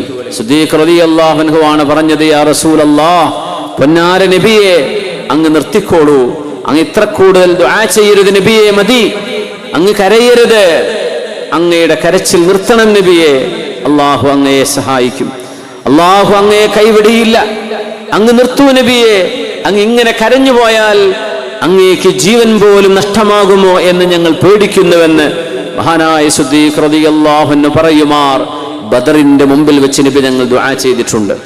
അത് കഴിഞ്ഞ് തങ്ങൾ ചെയ്ത രണ്ടാമത്തെ പണി എന്താണെന്നറിയോ? സ്വഹാബികളെ, നമ്മുടെ മുമ്പിലുള്ളത് രണ്ടാലൊന്നാണ്, ഒന്നുകിൽ മരണം അല്ലെങ്കിൽ വിജയം. അതുകൊണ്ട് നിങ്ങളോട് ആരോടെങ്കിലും ഞാൻ എന്തെങ്കിലും അനീതി, നിങ്ങൾക്ക് ഇഷ്ടമില്ലാത്തത് പറയുകയോ നിങ്ങളോട് പ്രവർത്തിക്കുകയോ ചെയ്തിട്ടുണ്ടെങ്കിൽ നിങ്ങൾ നിരുപാധികം എനിക്ക് മാപ്പ് നൽകണം. പുണ്യനബി തങ്ങൾ പൊരുത്തം ചോദിച്ചു സല്ലല്ലാഹു അലൈഹി വസല്ലം. നമ്മൾ ഉംറക്ക് പോകുമ്പോൾ വാട്സപ്പിലാ ചോദിക്കുക, എന്തെങ്കിലും ഉണ്ടെങ്കിൽ പൊരുത്തപ്പെട്ടിട്ടാ ഞാൻ ഉംറക്ക് പോവുക നാളെ, അല്ലെ ഹജ്ജിന് പോവുക. മുമ്പൊക്കെ വിളിച്ചു ചോദിച്ചു, അതൊക്കെ ചെന്ന് പറഞ്ഞിരുന്നു, ആരോടെങ്കിലും കുഴപ്പമുണ്ടെങ്കിൽ പ്രശ്നങ്ങളുണ്ടെങ്കിൽ മാപ്പാക്കി തരണേ, ഞാൻ ഹജ്ജിന് പോവാൻ. വീട്ടിൽ കയറിയിട്ട് പൊരുത്തപ്പിടിച്ച് നന്നായി കെട്ടിപ്പിടിച്ച് കരഞ്ഞ് ഒരുമിച്ചിരുന്നൊരു ചായയെങ്കിലും കുടിച്ച് നല്ല റാഹത്തായിട്ടാണ് പോയിരുന്നത്. അത് കുറച്ചുകൂടെ കഴിഞ്ഞ് പിന്നെ വിളിയായി. വിളിയും കഴിഞ്ഞപ്പോൾ വാട്സപ്പ് ഫേസ്ബുക്കിലൊക്കെ അങ്ങനെ പോസ്റ്റ് ഇടല, ഞാൻ പോവാണ്, എല്ലാം പൊരുത്തപ്പെട്ടേക്ക്, വേണമെങ്കിൽ പൊരുത്തപ്പെട്ടാൽ മതി എന്നതിന് അർത്ഥം. മുപ്പർക്ക് വേണമെന്നൊന്നുമില്ല, അങ്ങനെയല്ല, പൊരുത്തപ്പെടിക്കണം. യൗമല യൻഫഉ ദീനാറു വലാ ദിർഹം. നാളെ അല്ലാഹുവിന്റെ മുമ്പിലേക്ക് ചെല്ലുമ്പോഴേ പൈസ കൊണ്ടൊന്നും ഇടപാട് തീർക്കാൻ കഴിയില്ല, നമ്മുടെ ഹസനാത്തുകളായിരിക്കും കൊടുത്തു തീർക്കേണ്ടി വരിക. അതുകൊണ്ട് ദുന്യാവിൽ ആരെങ്കിലും ആരോടെങ്കിലും ഇഷ്ടമില്ലാത്തത് പറയുകയോ എഴുതുകയോ കമന്റ് അടിക്കുകയോ പോസ്റ്റ് ചെയ്യുകയോ ലൈക്ക് അടിക്കുകയോ ഫോർവേഡ് ചെയ്യുകയോ ചെയ്തിട്ടുണ്ടെങ്കിൽ അതൊക്കെ ഗീബത്തിന്റെ കുറ്റങ്ങളാണ്. നിസ്സാരമായി കാണണ്ട. ഗീബത്തിന്റെ കുറ്റങ്ങൾ പണ്ടൊക്കെ ഒരാൾ പറഞ്ഞ അതിമ തീർന്നു. ഇന്ന് ആ പറഞ്ഞത് എഴുതിയതും പോസ്റ്റ് ചെയ്തും അവിടെ കിടക്കുകയാണ്. എന്നാണോ ഇവനത് റിമൂവ് ചെയ്യുന്നത് അതുവരെ എത്രായിരം ആളുകൾ ഇത് കാണുന്നുണ്ടോ അതിൻ്റെയൊക്കെ കുറ്റം ഈ എഴുതിയവന്റെ തലക്ക വരാം. ഇതൊന്നും ആളുകൾ ചിന്തിക്കാറില്ല. ഭയങ്കര രസല്ലേ, ആളുകളെ പറ്റി അങ്ങനെ കുതിര കയറി എഴുതല്ലേ, അങ്ങനെ എഴുതന്നെ. അതിൽ ഉസ്താദന്മാരുണ്ട്, തങ്ങന്മാരുണ്ട്, സയ്യിദന്മാരുണ്ട്, പാണക്കാട് കുടുംബമുണ്ട്, ഇതൊന്നും വിഷയമല്ല, അങ്ങനെ അടിച്ചെഴുതുക. ഇവരെന്ത് വലിയ എഴുത്തുകാരാണ്. സുബ്ഹാന ജല്ല ജലാലു. ഗീബത്തിന്റെ മാലപ്പടക്കങ്ങളാണ് ഇതൊക്കെ. ഇതൊക്കെ പൊട്ടാൻ നിന്നാൽ എന്തായിരിക്കും അവസ്ഥ? ദുന്യാവെന്ന് പൊരുത്തപ്പിടിക്കണം. സോഷ്യൽ മീഡിയയിൽ ഒരു മനുഷ്യൻ അപമാനിച്ചാൽ സോഷ്യൽ മീഡിയയിൽ നിന്നുകൊണ്ട് തന്നെ അയാൾ മാപ്പ് ചോദിക്കണം. അതിന്റെ രീതി അതാണ്. പരസ്യമായിട്ട് കുറ്റം പറഞ്ഞു, എന്നിട്ട് സ്വകാര്യമായിട്ട് മാപ്പാക്കണേ, ഇതെന്ത് പരിപാടിയാ? ആരാണോ പരസ്യമായിട്ട് ഗീബത്ത് ചെയ്തത് അവർ പരസ്യമായിട്ട് തന്നെ പൊരുത്തപ്പിടിക്കണം. അപ്പോഴേ അവർക്കതിന് കഫാറത്താവുള്ളൂ. അതുകൊണ്ട് ശ്രദ്ധിക്കണം. ദുന്യാവെന്ന് പൊരുത്തപ്പിടിച്ചോളി, നാളെ അമലെന്ന് എടുത്തു കൊടുക്കേണ്ടി വരും. അതദ്റൂന മനിൽ മുഫ്ലിസ്, നിങ്ങൾക്കറിയുമോ ആരാണ് ഏറ്റവും വലിയ പാപ്പരായ മനുഷ്യൻ? Who is A real bankrupt?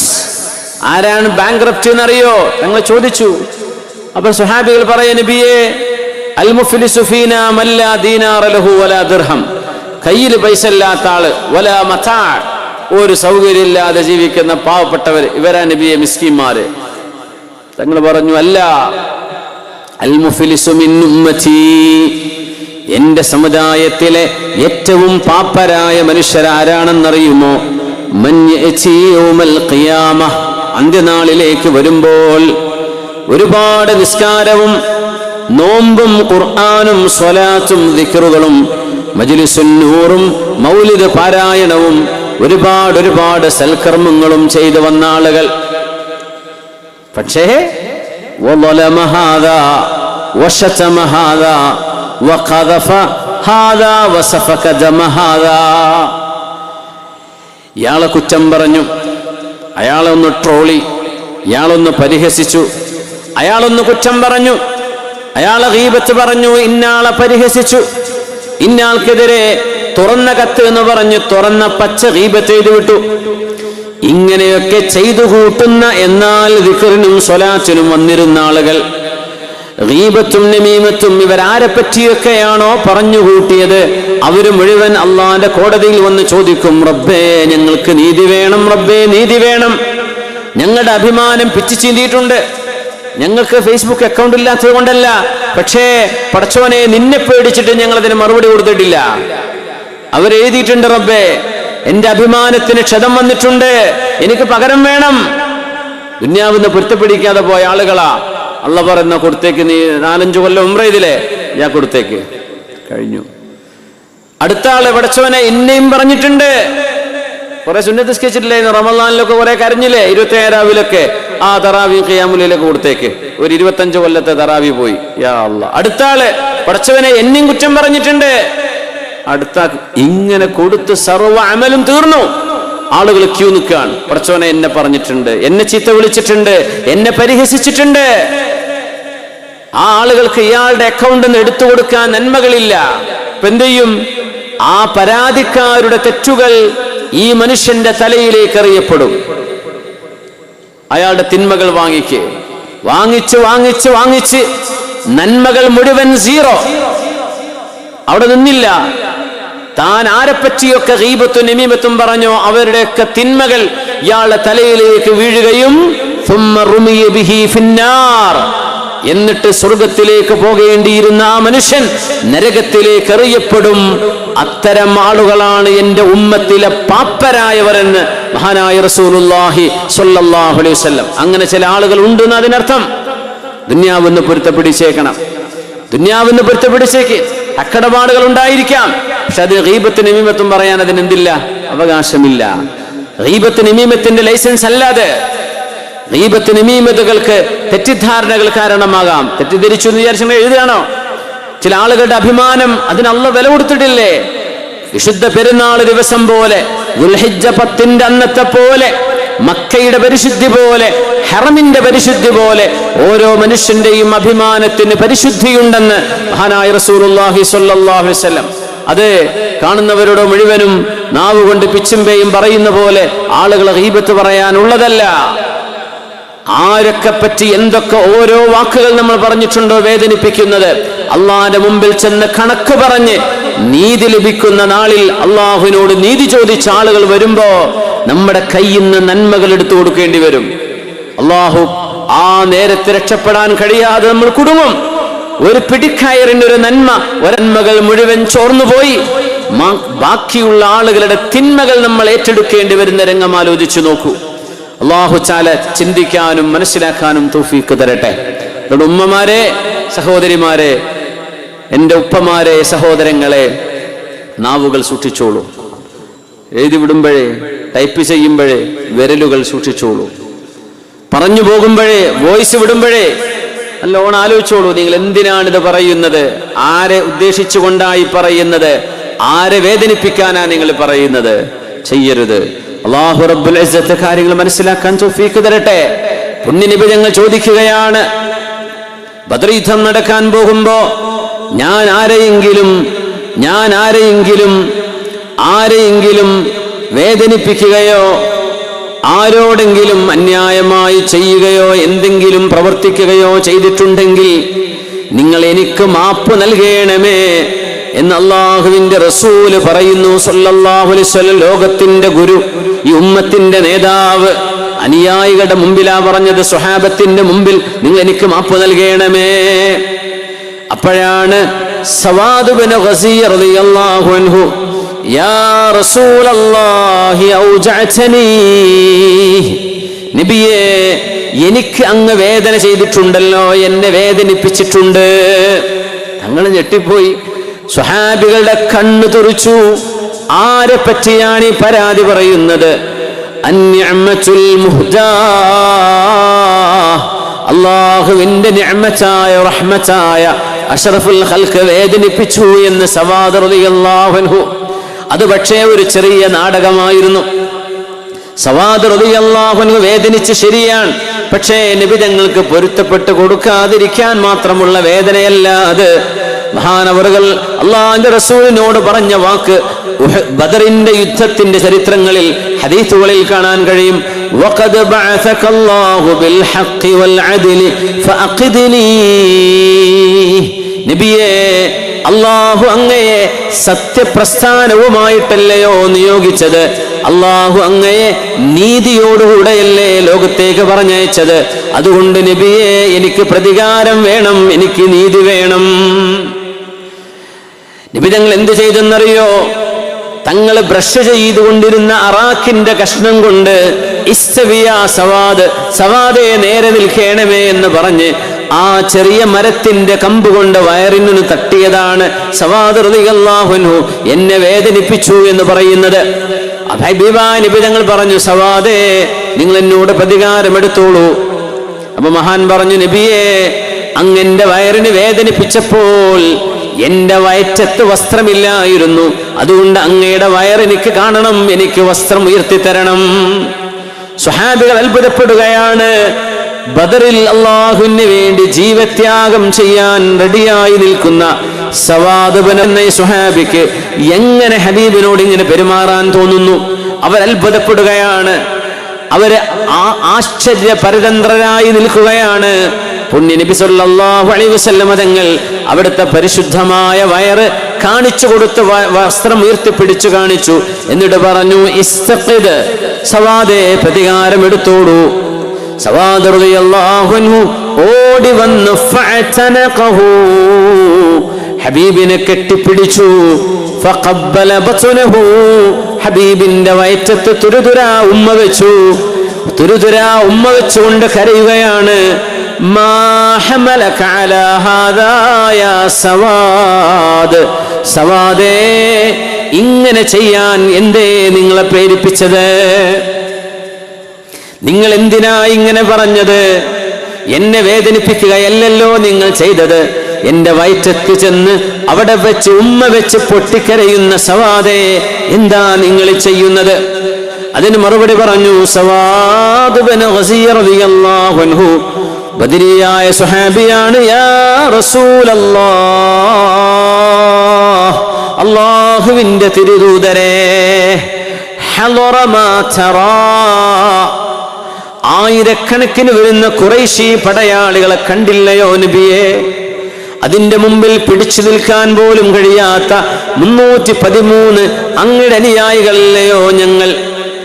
എങ്ങാനും ഈ യുദ്ധത്തിൽ ഞങ്ങൾക്ക് ജീവഹാനി സംഭവിക്കുകയും ഷഹാദത്ത് ലഭിക്കുകയും രക്തസാക്ഷികളായി മാറുകയും ചെയ്താൽ ഫഅറച്ചു അൻ യകൂന ആഖിറ അഹ്ദീ ബിക് അയ്യമുസ്സ ജിൽദീ ജിൽദക്, നബിയേ, അതുകൊണ്ട് ഇനി ഒരിക്കലൂടെ യുദ്ധക്കളത്തിൽ നിന്ന് ജീവിതത്തിലേക്ക് തിരിച്ചു വരാൻ സവാദിന് അവസരം ലഭിക്കാതെ പോവുകയാണെങ്കിൽ, ഇത് സവാദിന്റെ മരണത്തിലേക്കുള്ള ഓട്ടമാണെങ്കിൽ, എന്റെ ശരീരം അവസാനമായി തൊടുന്നത് ലോകത്തിന്റെ ഗുരുവായ അങ്ങയുടെ ശരീരമായിരിക്കണം നബിയേ എന്ന് ഞാൻ ആഗ്രഹിച്ചു റസൂലേ. അതുകൊണ്ട് ഞാൻ ചെയ്ത പണിയാണിത്, എന്നോട് പൊറുക്കണേ. അങ്ങനോട് അന്യായം ചെയ്തിട്ടില്ല, അങ്ങനോട് അനീതി ചെയ്തിട്ടില്ല, അങ്ങനെ വേദനിപ്പിച്ചിട്ടുമില്ല നബിയെ. പക്ഷേ എന്റെ ചുണ്ടുകൾ ഈ ലോകത്ത് ഏതെങ്കിലും ഒരു ശരീരവുമായി തട്ടുന്നുവെങ്കിൽ അത് ആരംഭപ്പൂവായ ഹബീബേ അങ്ങയുടെ ശരീരമാവണം എന്ന് ഞാൻ കൊതിച്ചുപോയി. ഫദഅലഹു റസൂലുള്ളാഹി ബിഖൈർ, റസൂലുള്ളാഹി സ്വല്ലല്ലാഹു അലൈഹി വസല്ലം സവാദ് റളിയല്ലാഹു അൻഹുവിന് വേണ്ടി ദുആ ചെയ്തു കൊടുത്തു.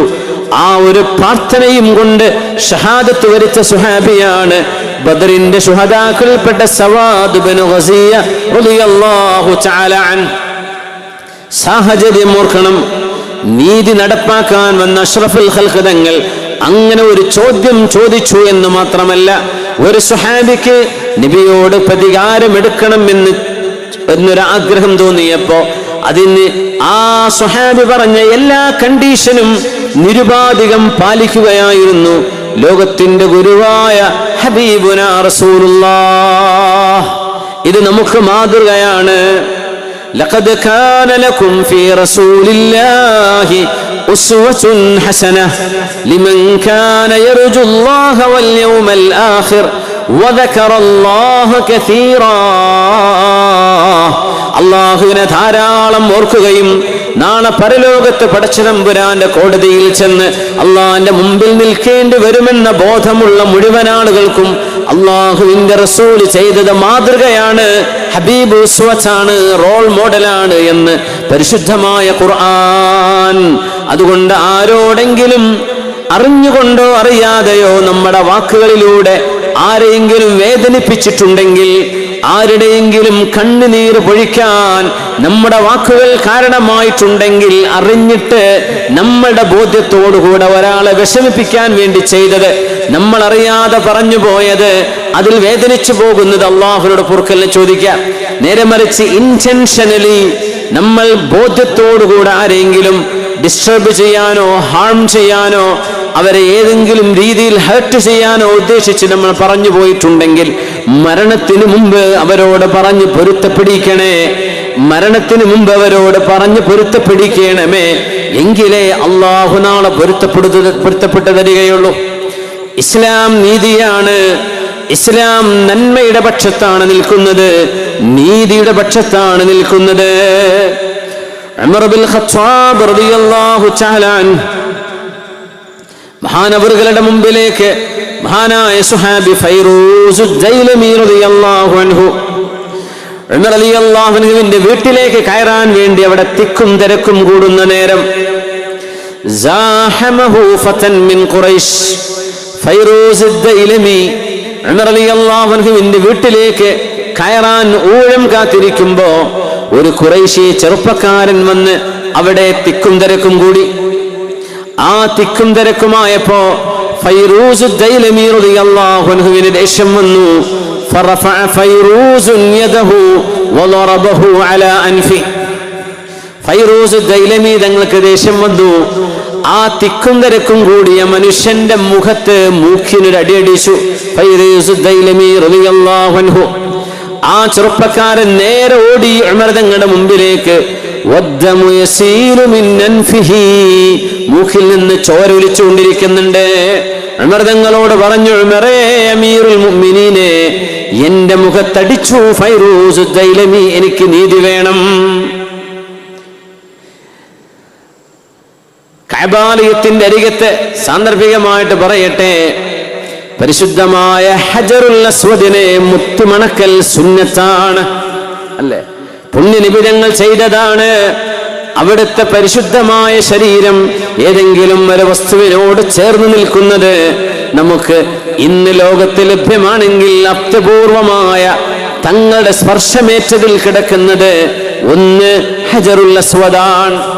അത് ഹബീബ് മുത്തിയതാണ്. മുഅ്മിനീങ്ങൾക്ക് മുത്തണം, അത് മുത്തുന്നവർക്ക് ശഫാഅത്ത് ചെയ്യുമത്രേ ഹജറുൽ അസ്വദ് എന്ന് മഹാനായ റസൂലുള്ളാഹി സ്വല്ലല്ലാഹു അലൈഹി വസല്ലം. എന്നാൽ ആരോഗ്യമുള്ള ചെറുപ്പക്കാർ അവിടെ ചെന്ന് തിക്കും തിരക്കും കൂടിയിട്ട് ഉമ്മാക്ക് ആഗ്രഹം പറയും, ഉമ്മാക്ക് ഹജറുൽ അസ്വദ് മുത്തണം. വാപ്പാക്ക് ആഗ്രഹം പറയും, മക്കള് വാപ്പയുടെ ആഗ്രഹമല്ലേ ഉമ്മയുടെ ആഗ്രഹമല്ലേ എന്ന് ചെയ്ത് അതൊന്ന് നിർവഹിച്ചു കൊടുക്കാൻ പെടാപാട് പെടും, അല്ലേ? ലോകത്തിന്റെ നാനാ ഭാഗത്തുനിന്ന് ആളുകൾ വരുന്ന ഇടമാണ് ഹറമ്. നമ്മൾ മറന്നു പോവരുത്. ദീനിന്റെ അഹ്കാമുകൾ പഠിച്ചവരും പഠിക്കാത്തവരും അവിടെ ഉണ്ട്. ഇഹ്റാം ചെയ്യുമ്പോഴേ പൊക്കളുടെ താഴെ ഇങ്ങനെ തുണി പിടിച്ചിട്ട് ഇങ്ങനെ ഇഹ്റാം ചെയ്യുന്നവരില്ലേ? ഔറത്ത് കാട്ടിയിട്ടല്ലേ ചെയ്യുന്നത്? തെറ്റല്ലേ അത്? അവർക്കറിയില്ല, പഠിച്ചിട്ടുണ്ടാവില്ല. അത്തരം ആളുകൾ വന്ന് ഹജറുൽ അസ്വദ് മുത്താൻ വേണ്ടി തിക്കും തിരക്കും കൂടിയിട്ട് കയ്യിന്റെ മുട്ടുകൈ കൊണ്ട് പ്രായമുള്ള ആളുകളെ, തന്റെ പിന്നിലുള്ള ആളുകളെ വകഞ്ഞു മാറ്റിയിട്ട് ഹജറുൽ അസ്വദ് മുത്താനുള്ള ആവേശത്തിൽ അവര് പെടാപാട് പെടുന്നത് കാണുമ്പോൾ അറിയണേ, ഹജറുൽ അസ്വദ് മുത്തൽ സുന്നത്താണ്. എന്നാൽ അള്ളാന്റെ ഹറമിൽ വെച്ച് മുഅ്മിനായ മനുഷ്യനെ വേദനിപ്പിക്കൽ ഹറാമാണ്. വലിയ ഹറാമുകൾ ചെയ്തുകൊണ്ടാണ് ഒരു സുന്നത്തിന് വേണ്ടി ഇവിടെ ത്യാഗം ചെയ്യുന്നത്. ഇന്നത്തെ സാഹചര്യത്തിൽ സുരക്ഷിതമല്ലാത്ത രീതിയിൽ നിങ്ങൾ ഹജറുൽ അസ്വദ് മുത്താൻ പോകേണ്ടതില്ല. അല്ലാഹു അലമു ബിനവായാക്കും, നിങ്ങളുടെ മനസ്സിലെ നിയ്യത്തുകൾ അല്ലാഹുവിന് അറിയുമല്ലോ. ബിസ്മില്ലാഹി അല്ലാഹു അക്ബർ എന്ന് ദൂരെ നിന്ന് ഹജറുൽ അസ്വദിനെ നോക്കിയിട്ട് റബ്ബേ എനിക്ക് മുത്താൻ ആഗ്രഹമുണ്ട്, തൊടാൻ ആഗ്രഹമുണ്ട്, പക്ഷേ കഴിയില്ലല്ലോ, ഇതെന്റെ സലാമാണ്, എന്റെ ഇസ്തിലാമാണ്, എന്റെ മുത്തമാണെന്ന് പറഞ്ഞ് ബിസ്മില്ലാഹി അല്ലാഹു അക്ബർ എന്ന് കൈയുയർത്തി നിങ്ങളുടെ കയ്യിൽ ചുംബിച്ചുകൊണ്ട് ഹജറിലേക്ക് കൈവീശി കഴിഞ്ഞാൽ അത് ഹജറുൽ അസ്വദ് മുത്തിയതുപോലെ തന്നെയാണ്. അതിനു പകരം നമ്മൾ വകഞ്ഞു മാറ്റി നമ്മുടെ കയ്യൂക്ക് കാണിച്ച്, പെണ്ണുങ്ങളെ നിങ്ങളുടെ ആവേശം നല്ലത് തന്നെയാണ്, പക്ഷേ അന്യ പുരുഷന്മാർക്കിടയിലൂടെ തിക്കും തിരക്കി പോകുന്നത് അത് നിങ്ങൾക്ക് ഹറാമാണ്, അള്ളാഹു നിങ്ങൾക്ക് ഹറാമാക്കിയതാണ്, ചെയ്യാൻ പാടില്ല. എത്രത്തോളം സഈ ചെയ്യുമ്പോഴേ പച്ച ലൈറ്റുള്ള ഭാഗത്ത് മഹദിയായ ഹാജർ റളിയല്ലാഹു അൻഹാ പിഞ്ചുമോൻ ഇസ്മായിൽ നബിയുടെ കരച്ചിൽ കേട്ടപ്പോൾ ഓടിയ സ്ഥലമാണത്. അവിടെ പുരുഷന്മാർ ധൃതി പിടിച്ച് നടക്കൽ സുന്നത്താണ്, ഓടലല്ല. പെണ്ണുങ്ങൾ സാധാരണ നടത്തമേ അവിടെ നടക്കാൻ പാടുള്ളൂ. പെണ്ണുങ്ങൾക്ക് അവിടെ ഓടാൻ പാടുള്ളതല്ല, അവർ ചെയ്യാൻ പാടുള്ളതല്ല. ഈ നിയമങ്ങൾ പഠിച്ചുകൊണ്ടാണ് ഉംറക്ക് പോകേണ്ടത്. അതുപോലെ ഹജറുൽ അസ്വദ് മുത്താൻ വേണ്ടിയിട്ട് പുരുഷന്മാർക്കിടയിലൂടെ പെണ്ണുങ്ങളെ ഹജറുൽ അസ്വദിന്റെ അരികത്തേക്ക് തിക്കിലും തിരക്കിലും നിങ്ങൾ പോകല്ലേ.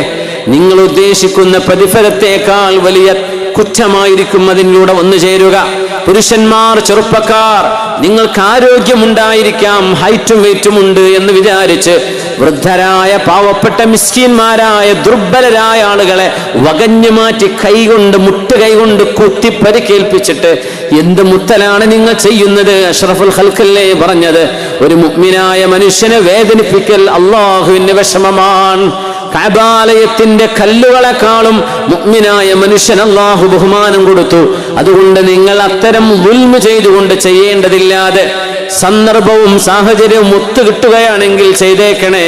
അല്ലാഹു നമ്മുടെ നിയ്യത്തുകൾക്ക് കൂലി തരുന്നവനാണ്. ഫൈറൂസ് ദൈലമി അന്ന് ഒരു ചെറുപ്പക്കാരൻ ഉമർ റളിയല്ലാഹു അൻഹുവിന്റെ വീട്ടിലേക്ക് കയറാൻ വേണ്ടി ക്യൂ പാലിച്ചു നിൽക്കുമ്പോഴേ ഒരു ഖുറൈശി ചെറുപ്പക്കാരൻ തിക്കും തിരക്കും കൂടി പോയപ്പോ മഹാനായ ഫൈറൂസ് ദൈലമി എന്ന മഹാനായ മനുഷ്യൻ, മഹാനായ അള്ളാഹുവിന്റെ ഹബീബിന്റെ സ്വഹാബികളെ ഖൈറുൽ ഖുറൂനിൽ കഴിഞ്ഞുപോയ ആ മഹാനുഭാവൻ ദേഷ്യം വന്നിട്ട് ആ ചെറുപ്പക്കാരന് അടിക്കേണ്ടി വന്നു. മൂക്കിന് ചോര വന്നു. ഉമർ റളിയല്ലാഹു അൻഹുവിന്റെ മുമ്പിൽ വിഷയമിച്ച് മഹാനായ ഉമർ റളിയല്ലാഹു തആല അൻഹുവിന്റെ മുമ്പിൽ ഫൈറൂസ് ദൈലമി തങ്ങൾ കാലിന്റെ മുട്ടിൽ ഇരുന്നു കൊണ്ട് ആ ചെറുപ്പക്കാരനോട് പറഞ്ഞു, നിങ്ങൾ എന്നോട് പ്രതികാരം ചെയ്തോളൂ. ഉമർ തങ്ങൾ പറഞ്ഞു, ഫൈറൂസ് ദൈലമി, നിങ്ങൾ അടിച്ചതിന് പകരം നിങ്ങളെ തിരിച്ചടിക്കാൻ അയാൾക്ക് അവകാശമുണ്ട്, അതുകൊണ്ട് നിന്നു കൊടുക്കണം. ഫൈറൂസ് ദൈലമിയുടെ മൂക്കിനടിക്കാൻ വേണ്ടി ആ ചെറുപ്പക്കാരൻ പ്രതികാരം ചെയ്യാൻ വേണ്ടി പോകുന്ന നേരം മഹാനായ ഉമർ റളിയല്ലാഹു അൻഹു പറഞ്ഞു ആ യുവാവിനോട്, ഒന്ന് നിൽക്കണേ, നീ അടിക്കുന്നതിന് മുമ്പൊരു കാര്യം ഞാൻ പറയട്ടെ. സമിഅ്തു റസൂലല്ലാഹ് സ്വല്ലല്ലാഹു അലൈഹി വസല്ലം ദാത ഗദാ, അല്ലാഹുവിന്റെ റസൂൽ ഒരു ദിവസം രാവിലെ എന്നോട് പറഞ്ഞത് എനിക്ക് ഓർമ്മയുണ്ട്. ഖുതിലൽ ലൈല അൽ അസ്വദുൽ അനസിയുൽ കദ്ദാബ്, യമനിലെ കള്ളപ്രവാചകനായ അസ്വദുൽ അനസി എന്ന് പറയുന്ന ആൾ ഇന്നത്തെ രാത്രി കൊല്ലപ്പെട്ടു എന്ന് നബി സല്ലല്ലാഹു അലൈഹി വസല്ലം തങ്ങൾ പറഞ്ഞു. സംഭവിക്കാൻ പോകുന്ന ഒരു കാര്യത്തെക്കുറിച്ച് തങ്ങൾ പറഞ്ഞു. ഖതലഹു അൽ അബ്ദു സ്വാലിഹ് ഫൈറൂസ് ദൈലമി, അല്ലാഹുവിന്റെ സ്വാലിഹായ ഒരു മനുഷ്യൻ ഫൈറൂസ് ദൈലമിയാണ് ആ കൃത്യത്തിന് നേതൃത്വം കൊടുക്കുക എന്നും എന്റെ റസൂല് പറഞ്ഞത് ഞാൻ എന്റെ ചെവി കൊണ്ട് കേട്ടതാണ്. ആ മനുഷ്യനെയാണ് നിങ്ങൾ അടിക്കാൻ പോകുന്നത് കേട്ടോ എന്ന് മഹാനായ ഫാറൂഖ് റളിയല്ലാഹു അൻഹു, ഇനി വേണമെങ്കിൽ നീ ചെയ്തോ. ഫലമ്മാ സമിഅൽ ഫതാ, അള്ളാഹുവിന്റെ റസൂൽ ഫൈറൂസ് ദൈലമി എന്ന് പറയുന്ന ഈ മഹാനായ മനുഷ്യനെ കുറിച്ച് അസ്വദുൽ അനസി എന്ന കള്ളപ്രവാചകനെ ഉന്മൂലനം ചെയ്യുന്ന ആളാണ് ഈ മഹാൻ എന്ന് പറഞ്ഞ വിവരം, അവർ അബ്ദുൻ സ്വാലിഹുൻ, ഒരു നല്ല മനുഷ്യനാണ് എന്ന് പറഞ്ഞ വിവരം ഈ ചെറുപ്പക്കാരൻ അറിഞ്ഞപ്പോ മഹാനായ ഫൈറൂസ് ദൈലമിയെ തൊടാൻ ഇയാൾ മുന്നോട്ട് വന്നില്ല. എനിക്ക് പ്രതികാരം വേണ്ട, ഞാൻ ഇയാൾ അടിക്കൂല. കാരണം വലിയൊരു ദൗത്യം ചെയ്യാൻ പോകുന്ന സ്വാലിഹായ മനുഷ്യൻ ഫൈറൂസ് ദൈലമിയുടെ കരങ്ങളാലാണ് അസ്വദുൽ അനസി എന്ന് പറയുന്ന കള്ളപ്രവാചകൻ വകവരുത്തപ്പെടുന്നത് എന്ന് പുണ്യനിബിധങ്ങൾ ദീർഘദർശനം ചെയ്ത് പറഞ്ഞിട്ടുണ്ടായിരുന്നു. ആ മനുഷ്യനാണ് ഈ ചെറുപ്പക്കാരനെ അടിച്ചത്. അടിക്കേണ്ടി വന്നതോ കയ്യിന്റെ കുത്തുകൊണ്ട് തന്നെ. ഈ തരത്തിലുള്ള കുത്തുകൾ തവാഫിലുണ്ടാകും, സഈ തിരക്കുണ്ടാകുമ്പോ ഉണ്ടാകും. ഹജർ അസ്വദ് മുത്താൻ ചെന്നാൽ ഇഷ്ടം പോലെ ആളുകൾ അവരറിയാതെ കൈകൊണ്ട് കുത്തിപ്പോകും. ഇതെല്ലാം മുഅ്മിനീങ്ങൾക്ക് വേദനയുണ്ടാക്കുന്നതാണ്. ഫൈറൂസ് ദൈലമി എന്ന സ്വാലിഹായ മനുഷ്യന് പോലും ക്ഷമ കെടാൻ മാത്രം ഈ ചെറുപ്പക്കാരൻ അവിടെ ശക്തി ഉപയോഗിച്ച് ക്യൂവിലേക്ക് കയറിയതാണ്. മഹാന് ചൊടി വരാൻ കാരണം അതിലാണ് മഹാനവറുകൾ അദ്ദേഹത്തെ അടിച്ചതും. ഉമർ റളിയല്ലാഹു അൻഹു പ്രതികാരം ചെയ്യാൻ വേണ്ടി പറഞ്ഞു. അതാണ് ശറഇന്റെ നിയമം, അതാണ് ഇസ്ലാമിന്റെ നീതി. എത്ര വലിയ ആളാണെങ്കിലും ന്യായത്തിന്റെ കൂടെയാണ് ശരീഅത്ത്, ന്യായത്തിന്റെ കൂടെയാണ് അള്ളാഹുവിന്റെ ദീൻ നിൽക്കുന്നത്. യുക്തിയുടെ കൂടെയാണ്, സത്യത്തിന്റെ കൂടെയാണ്, നീതിയുടെ പക്ഷത്താണ് ശരീഅത്ത് നിൽക്കുന്നത്. വേണമെങ്കിൽ പൊരുത്തപ്പെടാം. അല്ലാഹുവിന്റെ റസൂല് പറഞ്ഞ മഹാമനുഷ്യനാണ് ഈ ഫൈറൂസ് ദൈലമി എന്നറിഞ്ഞപ്പോ ഈ ചെറുപ്പക്കാരൻ മാപ്പ് ചെയ്തു കൊടുത്തു. പക്ഷേ മഹാനായ ഫൈറൂസ് ദൈലമി ചെയ്തതെന്നറിയണോ? فأعطاه فيروز سيفه وفرسه و30 ألفا. ഒരടി അടിച്ചതിന് പകരം മഹാനവറുകൾ പ്രതികാരം ചെയ്യാൻ വേണ്ടി കാൽ മുട്ടിലിരുന്നു കൊണ്ട് നിന്നു കൊടുത്തു. എന്റെ മൂക്ക് നിങ്ങൾ അതുപോലെ അടിച്ചു വേദനിപ്പിച്ചോളൂ. അത് വേണ്ടാന്ന് പറഞ്ഞ ചെറുപ്പക്കാരൻ എഴുന്നേറ്റപ്പോ മഹാനായ ഫൈറൂസ് ദൈലമി തങ്ങൾ ഉമർ റളിയല്ലാഹു അൻഹുവിന്റെ കോടതിയിൽ വെച്ച് ചെയ്ത പണി എന്താണെന്നറിയോ? തന്റെ കയ്യിലുള്ള വാള്, അത് തന്റെ ആത്മസുരക്ഷയ്ക്ക് വേണ്ടി കൊണ്ട് നടന്നിരുന്ന വാളാണ്. താൻ വാഹനമായി ഉപയോഗിച്ചിരുന്ന ഒരേ ഒരു കുതിര, ആ കുതിരയും 30,000 ദീനാർ വെള്ളി നാണയങ്ങളും ഈ ചെറുപ്പക്കാരന് ദാനമായി കൊടുത്തിട്ട് പറയുന്നു, നിങ്ങളുടെ മുഖത്ത് ഞാൻ അടിച്ചത്, നിങ്ങളുടെ മൂക്കിനടിച്ചത് എനിക്ക് മാപ്പാക്കി തരണേ. ഈ സാധനങ്ങൾ സന്തോഷത്തോടെ നിങ്ങൾ സ്വീകരിക്കണമേ എന്ന് പറഞ്ഞപ്പോ യാ ഖാ ഖുറൈശ് അഫൗത് മഅജൂറാ വഅഖദ്ത മാലാ. ഉമർ റളിയല്ലാഹു അൻഹു ഈ ചെറുപ്പക്കാരനോട് പറയുന്നു, നിങ്ങൾ മാപ്പ് ചെയ്തു കൊടുത്തല്ലേ, അടിച്ചില്ലല്ലോ, അതിന് അല്ലാഹു നിങ്ങൾക്ക് കൂലി തരും. പുറമെ ഒരുപാട് സമ്പത്തും കിട്ടിയില്ലേ, നീ എന്തൊരു ഭാഗ്യവാൻ. ഒരടി കിട്ടിയുള്ളൂ, അതിന് പകരം 30,000 ദീനാർ, 30,000 ദിർഹം വെള്ളി നാണയം. 30,000 ആലോചിച്ച് നോക്കണം, കുറച്ചല്ലാതെ. ഒരു കുതിര, വാള്, അന്ന് കിട്ടേണ്ട സാധനങ്ങൾ ഇതൊക്കെ തന്നെയാണ്. യുദ്ധം നടക്കുന്ന കാലമാണ്, സുരക്ഷയ്ക്ക് ഭീഷണിയുള്ള കാലമാണ്. ഫൈറൂസ് ദൈലമി ഈ ചെറുപ്പക്കാരന് ഇത് മുഴുവൻ കൊടുത്തു. എന്തിനെന്നറിയോ? പൊരുത്തപ്പെടിക്കാൻ. മാപ്പ് ചെയ്തെടുത്തു. ഹദീത്ത് കേട്ടപ്പോ, ആ ഹദീത്ത് കേൾക്കുന്നതിന് മുമ്പ് ഇദ്ദേഹത്തെ തിരിച്ചടിക്കണമെന്ന് മനസ്സിൽ തോന്നലുണ്ടായിരുന്നല്ലോ. മഹാനവർക്ക് തോന്നിയതാണ്, വേണ്ട, തിരിച്ചെന്തെങ്കിലും ഉപകാരം അങ്ങോട്ട് ചെയ്തു കൊടുക്കണ്ടേ. 30,000 ദിർഹം എണ്ണിക്കൊടുത്തു. ഇതാ നിങ്ങൾ എടുത്തോളൂ എന്ന്. സുബ്ഹാനല്ലാഹ്. ചെറുപ്പക്കാരൻ വാങ്ങിച്ചു പോവുകയും ചെയ്തു കേട്ടോ. ഉമർ റളിയല്ലാഹു അൻഹു ആണ് പറയുന്നത്, യാ ഖാ ഖുറൈശ്, ഖുറൈശി തറവാട്ടിലെ ചെറുപ്പക്കാരാ, അഫൗത മഅജൂറാ വഅഖൽത മാലാ. നിരുപാധികം മാപ്പ് കൊടുത്തല്ലേ, അള്ളാഹു നിങ്ങൾക്ക് കൂലി തരും. പിന്നെ നിങ്ങളെ സമ്പത്തും കിട്ടിയില്ലേ മാപ്പ് ചെയ്തതിൽ പിറകെ, നീ എന്തൊരു ഭാഗ്യവാനെന്ന് മഹാനായ ഫാറൂഖ് റളിയല്ലാഹു അൻഹു. ഇതേ ഉമർ റളിയല്ലാഹു അൻഹു മദീനയുടെ അങ്ങാടിയിലൂടെ നടന്നുകൊണ്ടിരിക്കുമ്പോ സലമത്ത് ബിനുൽ അക്വഅ റളിയല്ലാഹു അൻഹു മദീനയുടെ വഴിയുടെ നേർ നടുവിലൂടെ നടന്നുകൊണ്ടിരിക്കുകയാണ്. ഒരു വഴി, പണ്ടൊക്കെ ചെറിയ ചെറിയ വഴികൾ, ഇപ്പൊ വലിയ പഞ്ചായത്ത് റോഡുകളായി മാറിയില്ലേ. പണ്ടൊക്കെ ചെറിയ വരമ്പുകൾ, ഇന്ന് പാടത്തുകൂടെ നല്ല റോഡുകളായി മാറി. ഇപ്പോഴും ഒരു വണ്ടി വന്നാൽ, ഒരു ഓട്ടോറിക്ഷ വന്നാൽ നടന്നു പോകുമ്പോൾ സൈഡ് കൊടുക്കാത്ത കുറേ പഴമക്കാരുണ്ട്. അവരെന്താ പറയാ, കുട്ടിയെ ഇതൊക്കെ ഇപ്പോഴല്ലേ റോഡായത്, എൻ്റെ ചെറുപ്പകാലത്ത് ഞാൻ നടന്നിരുന്ന നടവഴിയാണിത്, ഞാൻ നടക്കട്ടെ എന്നാ പറയാ. നടവഴിയൊക്കെ മാറി റോഡായി വേറൊരു അറിയാത്തോണ്ടല്ല, പക്ഷേ ചിലർക്ക് അങ്ങനൊരു സുഖാണ് റോഡിൻ്റെ നടുവിലൂടെ ഇങ്ങനെ നടക്കുമ്പോൾ. അത് ചെയ്യരുത്. പണ്ടത്തെ കാലത്ത് നടവഴിയും വരമ്പൊക്കെ ആയിട്ടുണ്ടായിരിക്കാം, നമ്മൾ ഒരുപാട് നടന്ന സ്ഥലമായിരിക്കാം. ഇപ്പൊ റോഡല്ലേ, മാറിക്കൊടുത്തല്ലേ പറ്റൂ, മാറിക്കൊടുക്കുക. റോഡിന്റെ വഴിയിലൂടെ സൈഡ് കൊടുക്കാതെ പോകരുത്. വിമർദ്ദങ്ങളെങ്ങാൻ ഇന്ന് ജീവിച്ചിരിപ്പുണ്ടെങ്കിൽ സൈഡ് കൊടുക്കാതെ പോകുന്ന ഒരുപാട് ഓട്ടോറിക്ഷക്കാർക്കും ബൈക്കേർക്കും ബസ്സേർക്കും അടി കിട്ടുമായിരുന്നു. സലമത്ത് ബിൻ അക്വഅ റളിയല്ലാഹു അൻഹു വഴിയുടെ നടുവിലൂടെ നടക്കുമ്പോൾ ഉമർ തങ്ങൾ ചാട്ടവാറുകൊണ്ട് അടിച്ചു മഹാനായ സലമ റളിയല്ലാഹു അൻഹുവിനെ. പ്രശസ്തനായ സ്വഹാബിയാണ് സലമത്ത് ബിൻ അക്വഅ എന്നവർ. നോക്കുമ്പോൾ റോഡിന്റെ നടുവിലൂടെ നടന്നതാ. മദീനയിലെ 1400 കൊല്ലങ്ങൾക്ക് മുമ്പുള്ള മദീനയിലെ പൊടിമണ്ണ് നിറഞ്ഞ ഒരു കൊച്ചു വഴിയെ നമ്മൾ ആലോചിക്കണം. സൈഡിലൂടെ പോണം, സൈഡില്ല. സലമ റളിയല്ലാഹു അൻഹു കൈ വീശി നടുവിൽ, ഉമർ തങ്ങൾ ബാക്കിൽ വന്ന ഒരൊറ്റടി. റോഡിന്റെ അലൈക ബിഹാഫത്തി ത്വരീഖ്, റോഡിന്റെ സൈഡ് പിടിച്ച് നടക്കണം. നമുക്കറിയാലോ റോഡിന്റെ ഒരു നിയമമാണ് വലത് പിടിച്ച് നടക്കാൻ. നീ വലത് എന്ന് പറഞ്ഞാൽ നമ്മൾ എങ്ങോട്ടാണോ പോകുന്നത് നമ്മുടെ വലത് ഭാഗം, നമ്മുടെ വലത് ഭാഗം ചേർന്ന് നടക്കുക. ഇപ്പൊ നമ്മുടെ സ്കൂളിലും കോളേജിലൊക്കെ വരാന്തകളിലൂടെ നടക്കേണ്ടി വരും, ആശുപത്രിയിൽ നടക്കും, അങ്ങാടിയിൽ നടക്കും, ഒരു വീടിൻ്റെ ഉള്ളിൽ നടക്കും, ഒരു കോമ്പൗണ്ടിനുള്ളിൽ നടക്കേണ്ടി വരും, സൈഡ് കൊടുത്ത് നടക്കേണ്ട ഇപ്പൊ ഷോപ്പിംഗ് മാളുകളിൽ, അങ്ങാടികളിൽ ഒരു കോമൺ നിയമമുണ്ട്, വലത് ഭാഗത്തുകൂടെ പോകാന്ന്. പോകുന്നവർ വലത് ഭാഗം, വരുന്നവർ നമ്മുടെ ഇടത് ഭാഗത്തുകൂടെയാണ് വരേണ്ടത്. ഇത് ലോകത്ത് അംഗീകരിക്കപ്പെട്ട എല്ലാവരും ചെയ്യുന്നൊരു സംഗതിയാണ്. നമ്മുടെ സ്കൂളിലൊക്കെ മക്കളോട്, കുട്ടികളോട് ഞങ്ങൾ സ്റ്റാഫ് എന്ന നിലയിൽ റിമൈൻഡ് ചെയ്യും, keep on to the right hand side, അല്ലെങ്കിൽ it is kind to walk on right hand side. വലത് ഭാഗം ചേർന്ന് നടക്കലാണ് വേണ്ടത്. ഇപ്പം ഇടത് ഭാഗത്തൂടെ കുട്ടികൾ നടന്നു വരുന്നുണ്ട്, അപ്പം നമ്മൾ അവർ സ്റ്റോപ്പ് ചെയ്തിട്ട് പറയും വലത് ഭാഗം പിടിച്ച് നടക്കണം. അതൊരു കോമൺ, പിന്നെ കൺഫ്യൂഷൻ ആവില്ല, ആരാ മാറേണ്ടത്, അങ്ങോട്ടാ പോകേണ്ടത്, ആ ഒരു കൺഫ്യൂഷൻ വരില്ല. നമ്മൾ വലത് പിടിച്ച് നടക്കുക.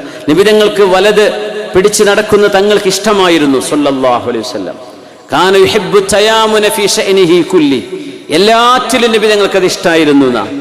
ഫീ തനഉലിഹി, ചെരുപ്പിടുമ്പോ വലത് കാല നിബിതങ്ങൾ ആദ്യം ഇട്ടിരുന്നത്. വതറജുലിഹി, നിബിതങ്ങൾ മുടി വാർന്നു വെക്കുമ്പോ വലതു ഭാഗമാണ് ആദ്യം വാർന്നു വെക്കുക, എന്നിട്ടേ ഇടതു ഭാഗം ചെയ്യാറുള്ളൂ. കുളിക്കുമ്പോ വലത് സൈഡ് നനക്കുക, എന്നിട്ട് ഇത് നിബിതങ്ങളുടെ സുന്നത്താണ്.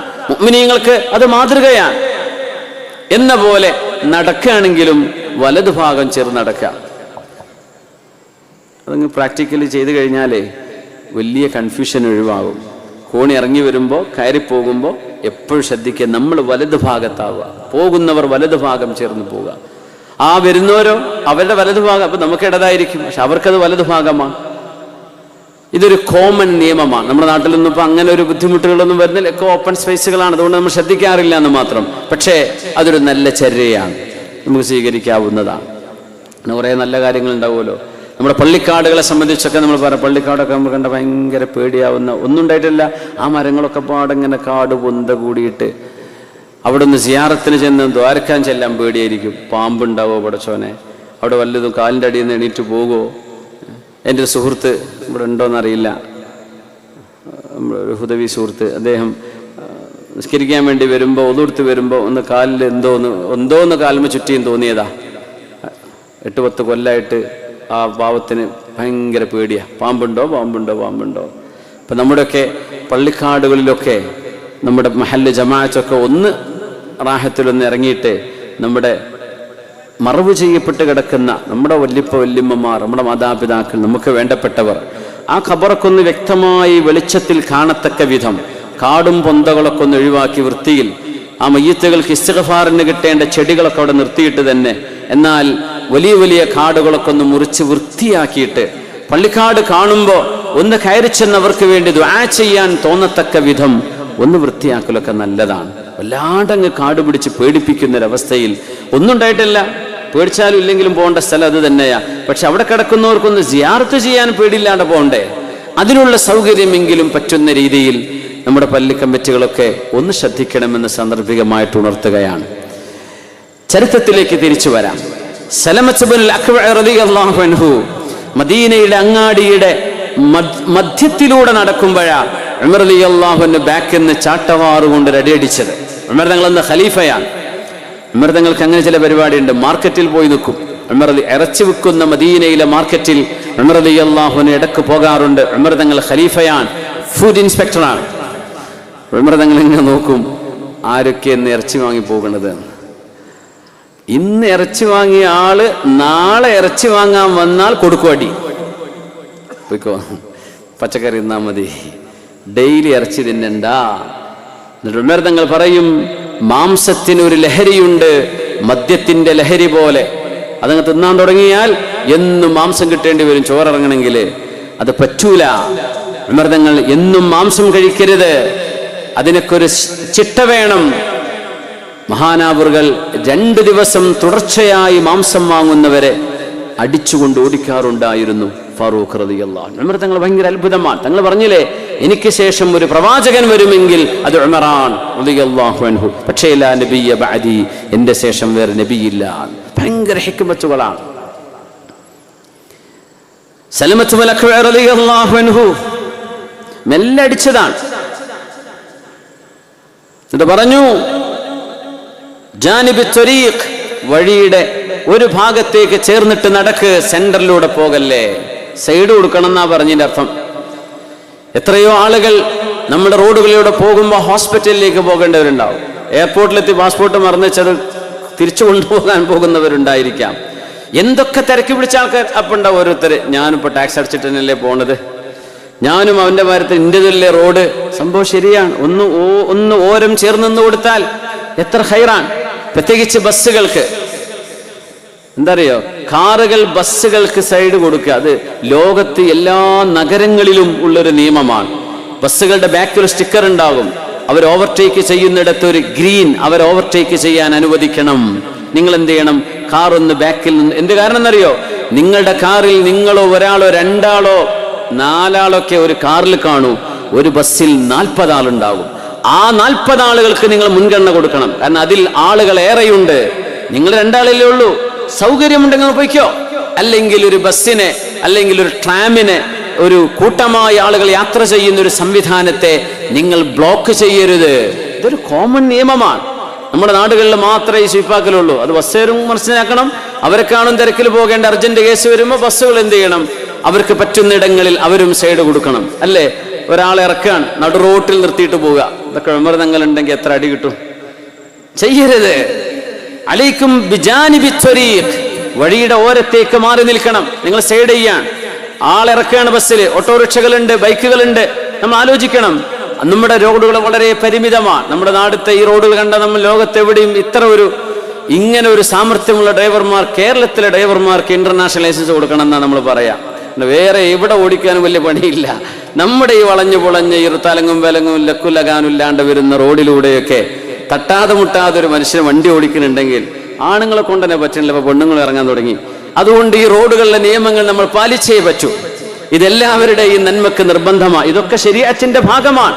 ഇസ്ലാം ടച്ച് ചെയ്യാത്ത എന്താ ലോകത്തുള്ളത്? നമ്മൾ ആലോചിച്ച് നോക്കി. എല്ലായിടത്തും നിയമങ്ങളില്ലേ. അലൈക ബിജാനിബി ത്വരീഖ്, സലമത്ത് ഇബ്നു അക്വഅ, മാറി നിൽക്കണം എന്ന് പറഞ്ഞ് മഹാനവരുടെ പിറകിൽ ചെന്നടിച്ചു. മഹാനായ ഉമർ റളിയല്ലാഹു അൻഹു മെല്ലെ വസ്ത്രത്തിനടിച്ചു. സ്വഹാബിയാൻ, ഉമർ തങ്ങൾക്കറിയുന്ന ആളാണ്. ഒരുപാട് ഹദീസ് റിപ്പോർട്ട് ചെയ്ത സ്വഹാബിയാൻ സലമത്ത് ഇബ്നുൽ അക്വഅ റളിയല്ലാഹു അൻഹു. സംഭവം കഴിഞ്ഞു, 1 കൊല്ലം കഴിഞ്ഞിരിക്കുകയാണ്. ഉമർ തങ്ങൾക്ക് ഓർമ്മയുണ്ട്. ഉമർ തങ്ങളുടെ മനസ്സിൽ എവിടെയോ ഒരു വേദന. അന്നൊരു അടി കൊടുത്തില്ലേ, വലിയൊരാൾക്കാ പോയി അടി കൊടുത്തതേ. ഉമർ റളിയല്ലാഹു അൻഹു ആയതുകൊണ്ട് ആരും ചോദിക്കൂല. മഹാനവറുകൾ ഖലീഫയാണ്. ഉമർ റളിയല്ലാഹു അൻഹു ചോദിച്ചു, സലമ നിങ്ങൾക്ക് ഹജ്ജിന് പോകണ്ടേ എന്ന് ചോദിച്ചു. അതെ, ഹജ്ജിന് പോകാൻ വലിയ ആഗ്രഹമുണ്ട്, പക്ഷെ പൈസ ഇല്ലല്ലോ. നിങ്ങൾക്ക് ഹജ്ജിനുള്ള മുഴുവൻ ചെലവ് എൻ്റെ വക. അപ്പൊ അമീറുൽ മുഅ്മിനീൻ, ഇതെന്താ ഓഫർ എനിക്ക് മാത്രം? അതെ, കഴിഞ്ഞ കൊല്ലം നിന്നെ ഞാനൊരു അടിയടിച്ചത് ഓർമ്മയുണ്ടോ? നീ വഴി സൈഡ് കൊടുക്കാതെ റോഡിന്റെ നടുവിലൂടെ നടന്നപ്പോ അതിലെന്റെ മനസ്സിലൊരു പ്രയാസം തോന്നിയിരുന്നു. നിനക്ക് എന്നോട് എന്തെങ്കിലുമൊക്കെ ദേഷ്യം തോന്നിയിട്ടുണ്ടാവില്ലേ? ആ ദേഷ്യം എന്നോടങ്ങ് പൊറുക്കണേ. അതിന് പ്രായശ്ചിത്തമായി നിങ്ങളുടെ ഈ കൊല്ലത്തെ ഹജ്ജിന്റെ മുഴുവൻ ചെലവ് എന്റെ വകയെന്ന് പറഞ്ഞ് മഹാനായ ഫാറൂഖ് റളിയല്ലാഹു അൻഹു ഹജ്ജിന്റെ കാശ് മഹാനായ സലമത്ത് ഇബ്നുൽ അക്വഅ റളിയല്ലാഹു അൻഹുവിനെ ഏൽപ്പിച്ചു കൊടുത്തു. എന്തിനെന്നറിയോ? അന്നാ ചെയ്തതിന് ആ മഹാന്റെ മനസ്സിലൊരു വിഷമം തോന്നരുത് എന്ന് വിചാരിച്ച് ഉമർ എന്നവർ ചെയ്ത പ്രായശ്ചിത്തമായിരുന്നു അത്.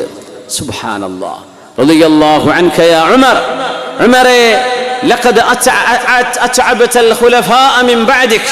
ഉമർ എന്നവരെ, നിങ്ങൾക്ക് ശേഷം വരാൻ പോകുന്ന സർവ്വ ഖലീഫമാരെയും നിങ്ങൾ തളർത്തിക്കളഞ്ഞല്ലേ. നിങ്ങളെപ്പോലെ ആവാൻ ആരെക്കൊണ്ട് കഴിയും എന്ന് ചരിത്രം ഉമർ തങ്ങളെ കുറിച്ച് പറയാറുണ്ട്. യാ ഉമർ ലഖദ് അത്ബഅതൽ ഖുലഫാഅ മിൻ ബഅദിക്. നിങ്ങൾക്ക് ശേഷം വരുന്ന സർവ്വ ഖലീഫമാരെയും നിങ്ങളങ്ങ് തളർത്തിക്കളഞ്ഞല്ലേ. നിങ്ങളെപ്പോലെ ആവാൻ ആരെക്കൊണ്ട് കഴിയും ഉമറേ റളിയല്ലാഹു തആല അൻഹു. മദീനയിൽ ആടുകൾക്ക് മേഞ്ഞു നടക്കാനുള്ള ഒരിടമുണ്ട്. ആരും കൃഷി ചെയ്യാതെ ഒഴിഞ്ഞുകിടക്കുന്ന ഒരിടമാണത്. ഉമർ റളിയല്ലാഹു അൻഹു അന്നൊരു നിയമം പാസാക്കി. ഈ സ്ഥലം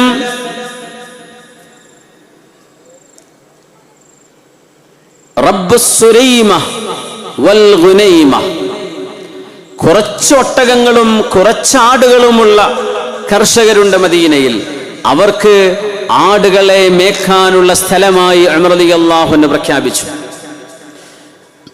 ഉമർ എന്നവർ പറഞ്ഞു, വദഅനി മിൻ നഅമി ഇബ്നു അഫ്ഫാൻ. ഉസ്മാൻ ഇബ്നു അഫ്ഫാനിന്റെ ഒട്ടകങ്ങൾ ഇവിടെ വരാൻ പാടുള്ളതല്ല. വനഅം ഇബ്നു ഔഫ്, അബ്ദുറഹ്മാൻ ഇബ്നു ഔഫ് റളിയല്ലാഹു അൻഹു മുതലാളിയാണ്. മഹാനവറുകളുടെ ഒരൊട്ടകവും ഇവിടെ മേക്കാൻ വരാൻ പാടുള്ളതല്ല. ഇങ്ങനെ മുതലാളിമാരുടെ പേര് പറഞ്ഞു ഉമർ റളിയല്ലാഹു അൻഹു പറഞ്ഞു, അവരുടെ ഒട്ടകങ്ങളൊന്നും ഇവിടെ വരരുത്, ഇത് മിസ്കീന്മാർക്കുള്ളതാണ്, ഇത് പാവപ്പെട്ടവർക്കുള്ളതാണ്. ബഹുമാനപ്പെട്ടവർ പറഞ്ഞ വാക്കെന്താണെന്നറിയോ? അബ്ദുറഹ്മാൻ ഇബ്നു ഔഫ് എന്നവരെ അറിയുമല്ലോ. 1000 ഒട്ടകപ്പുറത്ത് 1000 ട്രക്കുകൾ എന്ന് നിങ്ങൾ വിചാരിച്ചോളൂ. 1000 ലോറികൾ. അന്നത്തെ ലോറി അതാണ്. 1000 ഒട്ടകപ്പുറത്ത് സിറിയയിൽ നിന്ന്, ഡമസ്കസിൽ നിന്ന് കോട്ടനും സിൽക്കും വസ്ത്രങ്ങളും പുതപ്പുകളും നട്സുകളും പഴവർഗ്ഗങ്ങളും 1000 ഒട്ടകപ്പുറത്ത് മദീനയിൽ കൊണ്ടുവന്ന് മദീനക്കാരോട് മഹാനായ അബ്ദുറഹ്മാൻ ഇബ്നു ഔഫ് റളിയല്ലാഹു അൻഹു ചോദിച്ചു, ആരാണ് എനിക്ക് ലാഭത്തിൽ കച്ചവടം ചെയ്യാനുള്ളത്? റീറ്റെയിൽ കച്ചവടക്കാർ വരണം.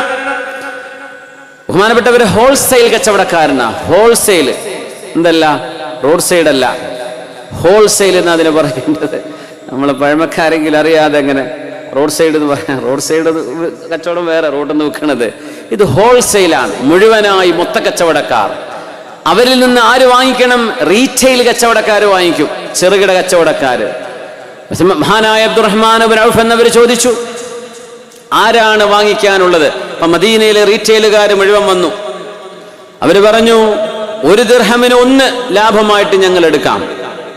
അദ്ദേഹം പറഞ്ഞു, പോരാ, അതിലേറെ തരാനുള്ള ആൾക്കാരുണ്ടല്ലോ.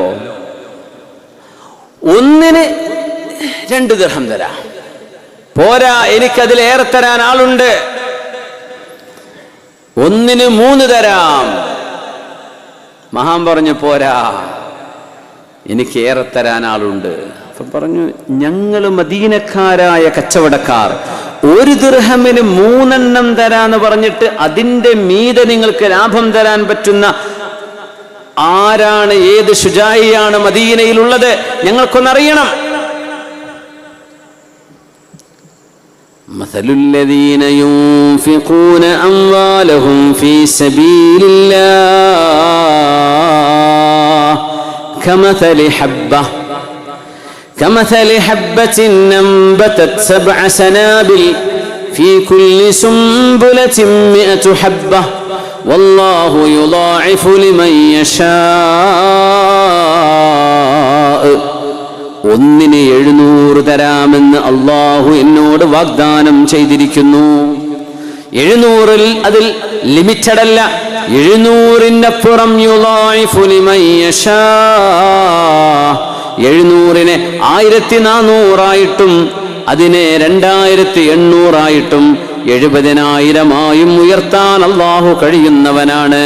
1-ന് 3 നിങ്ങൾക്ക് തരാൻ കഴിയൂ.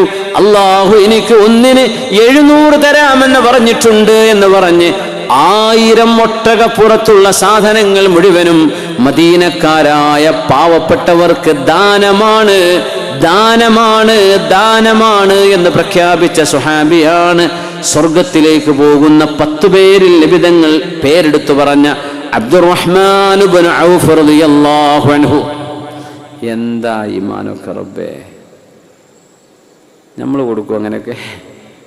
അല്ല 1-ന് 700-ഉം 70,000 തരാന്ന് പറഞ്ഞിട്ടുണ്ട്. ഒരു ദിവസത്തെ കച്ചവടം എന്നിപ്പോ അങ്ങനെ കൊടുത്താൽ നടക്കൂലല്ലോ.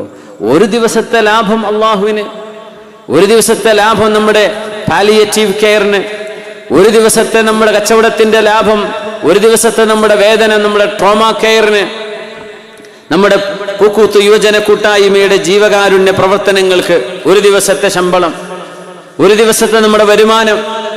ചിന്തിച്ചൂടെ? ജീവിതത്തിൽ എന്തെങ്കിലും ചെയ്തു എന്നൊക്കെ സന്തോഷിക്കണമെങ്കിൽ ഈ കൊടുത്തതേ ഉണ്ടാവുള്ളൂ. നമ്മൾ വാങ്ങിച്ച ഫോണും നമ്മൾ ഉപയോഗിക്കുന്ന വാഹനം, നമ്മൾ കഴിച്ച ഷവർമ്മ, അതിൻ്റെയൊക്കെ ടേസ്റ്റ് തൊണ്ടയിൽ നിന്ന് ഇറങ്ങുമ്പോൾ തീരും. നമ്മൾ ആർക്കെങ്കിലും വാങ്ങിച്ചു കൊടുത്തിട്ടുണ്ടെങ്കിൽ, ആർക്കെങ്കിലും ചെയ്തു കൊടുത്തിട്ടുണ്ടെങ്കിൽ അതേ നമുക്ക് സന്തോഷം തരൂ, അതേ അള്ളാഹുവിന് ഇഷ്ടമുള്ളൂ. അതുകൊണ്ട് ഉമ്മമാരെ, ഞാൻ, എൻ്റെ കുട്ടികൾ, എൻ്റെ വീട്, എൻ്റേത്, ഞാൻ ഞാൻ ഞാൻ എൻ്റേത് എന്ന ഒരു ചിന്തയിൽ നിന്ന് മാറി എനിക്ക് ചുറ്റുമുള്ളവർക്ക്, പാവപ്പെട്ടവർക്ക്, എന്നെക്കാളും കഷ്ടപ്പെടുന്നവർക്ക് അവർക്കാവട്ടെ എന്ന് വിചാരിച്ച് ആരാരും അറിയാതെ നമ്മൾ ചെയ്യേണ്ട ചില ത്യാഗങ്ങളുണ്ട്. അതൊന്നും വിളിച്ചു പറയേണ്ടതല്ല, അത് നിങ്ങളും പടച്ചവനും അറിഞ്ഞാൽ മതി. പുരക്കാര് പോലും വീട്ടുകാര് പോലും അറിയാതെ നിങ്ങൾ ചെയ്യേണ്ട ചില സ്വതക്കകളുണ്ട്, ദാനങ്ങളുണ്ട്. അതേ നാളെ അള്ളാഹിന്റെ അടുത്ത് സ്വീകരിക്കുള്ളൂ. അതങ്ങ് ചുഴിഞ്ഞറിയാനും മണം പിടിച്ചിട്ടും അല്ലാതെയും രഹസ്യമാക്കി വെക്കുന്നതിനെ പരസ്യമാക്കാൻ ഇബ്ലീസ് പിന്നാലെ കൂടും ചെയ്യും. സ്വകാര്യമായിട്ട് ചെയ്യേണ്ട ചില നന്മകളുണ്ട്. അള്ളാഹു നമുക്കതിന് തൗഫീക്ക് ചെയ്യട്ടെ, അള്ളാഹു നമുക്കതിന് തൗഫീക്ക് ചെയ്യട്ടെ. ഉമർ റളിയല്ലാഹു അൻഹു പറയാൻ, മദീനയിലെ ഈ മഹ്മിയ ഒരു പ്രൊട്ടക്റ്റഡ് സാങ്ച്വറിയാണ്. ആ ഏരിയ മുഴുവൻ മിസ്കീന്മാരുടെ അൽ ഗുനൈമ അല്ലെങ്കിൽ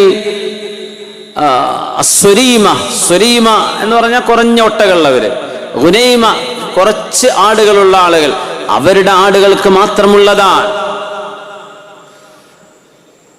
അങ്ങനെ കുറച്ചു കഴിഞ്ഞ് നോക്കുമ്പോ സ്വന്തം മകൻ അബ്ദുല്ലാഹി ഇബ്നു ഉമർ റളിയല്ലാഹു അൻഹുമാ, സ്വഹാബിയും, മകനും സ്വഹാബിയാണ്, വാപ്പയും സ്വഹാബിയാണ്. അബ്ദുല്ലാഹി ഇബ്നു ഉമർ എന്ന മകൻ വിവാഹം കഴിഞ്ഞ് കുടുംബമായി ജീവിക്കുന്ന ആളാണ്. മഹാനുടെ ഒട്ടകണ്ട് ഭയങ്കര തടിച്ചു കൊഴുത്ത് ഉഷാറായിട്ട് നടക്കുന്നു. അപ്പോൾ ഉമർ തങ്ങൾ ചോദിച്ചു, അല്ല ഇതെവിടുന്ന, എന്തേ നിന്റെ ഒട്ടകം ഇങ്ങനെ തടി കൂടിയിട്ടുണ്ടല്ലോ മോനെ, എവിടുന്നാ നിന്റെ ഒട്ടകത്തിന് തിന്നാനുള്ള തീറ്റ കിട്ടിയത്? പറഞ്ഞു, ഇത് അവിടെ കൊണ്ടുപോയി മേച്ചതാ. അപ്പൊ അത് മുസ്ലിമീങ്ങളിലെ പാവപ്പെട്ടവർക്ക് മേക്കാനുള്ളതല്ലേ? ഞാനും മിസ്കീൻ തന്നെയല്ലേ? നീ എന്ത് ചെയ്തിട്ടുണ്ടാവും? നിന്റെ ഒട്ടകത്തെ അവിടെ കൊണ്ടുവന്ന് കെട്ടിയിട്ടപ്പോ അവര് പറഞ്ഞു കാണും, അമീറുൽ മുഅ്മിനീന്റെ മകന്റെ ഒട്ടകമാണ്, അവിടെ കിടന്നോട്ടോ, ആരും തൊടണ്ട എന്ന് എന്റെ മകനായതിന്റെ പേരിൽ നിനക്കൊരു പരിഗണന അവിടെ കിട്ടിയിട്ടുണ്ടാവൂലേ? അതുകൊണ്ട് മോനെ,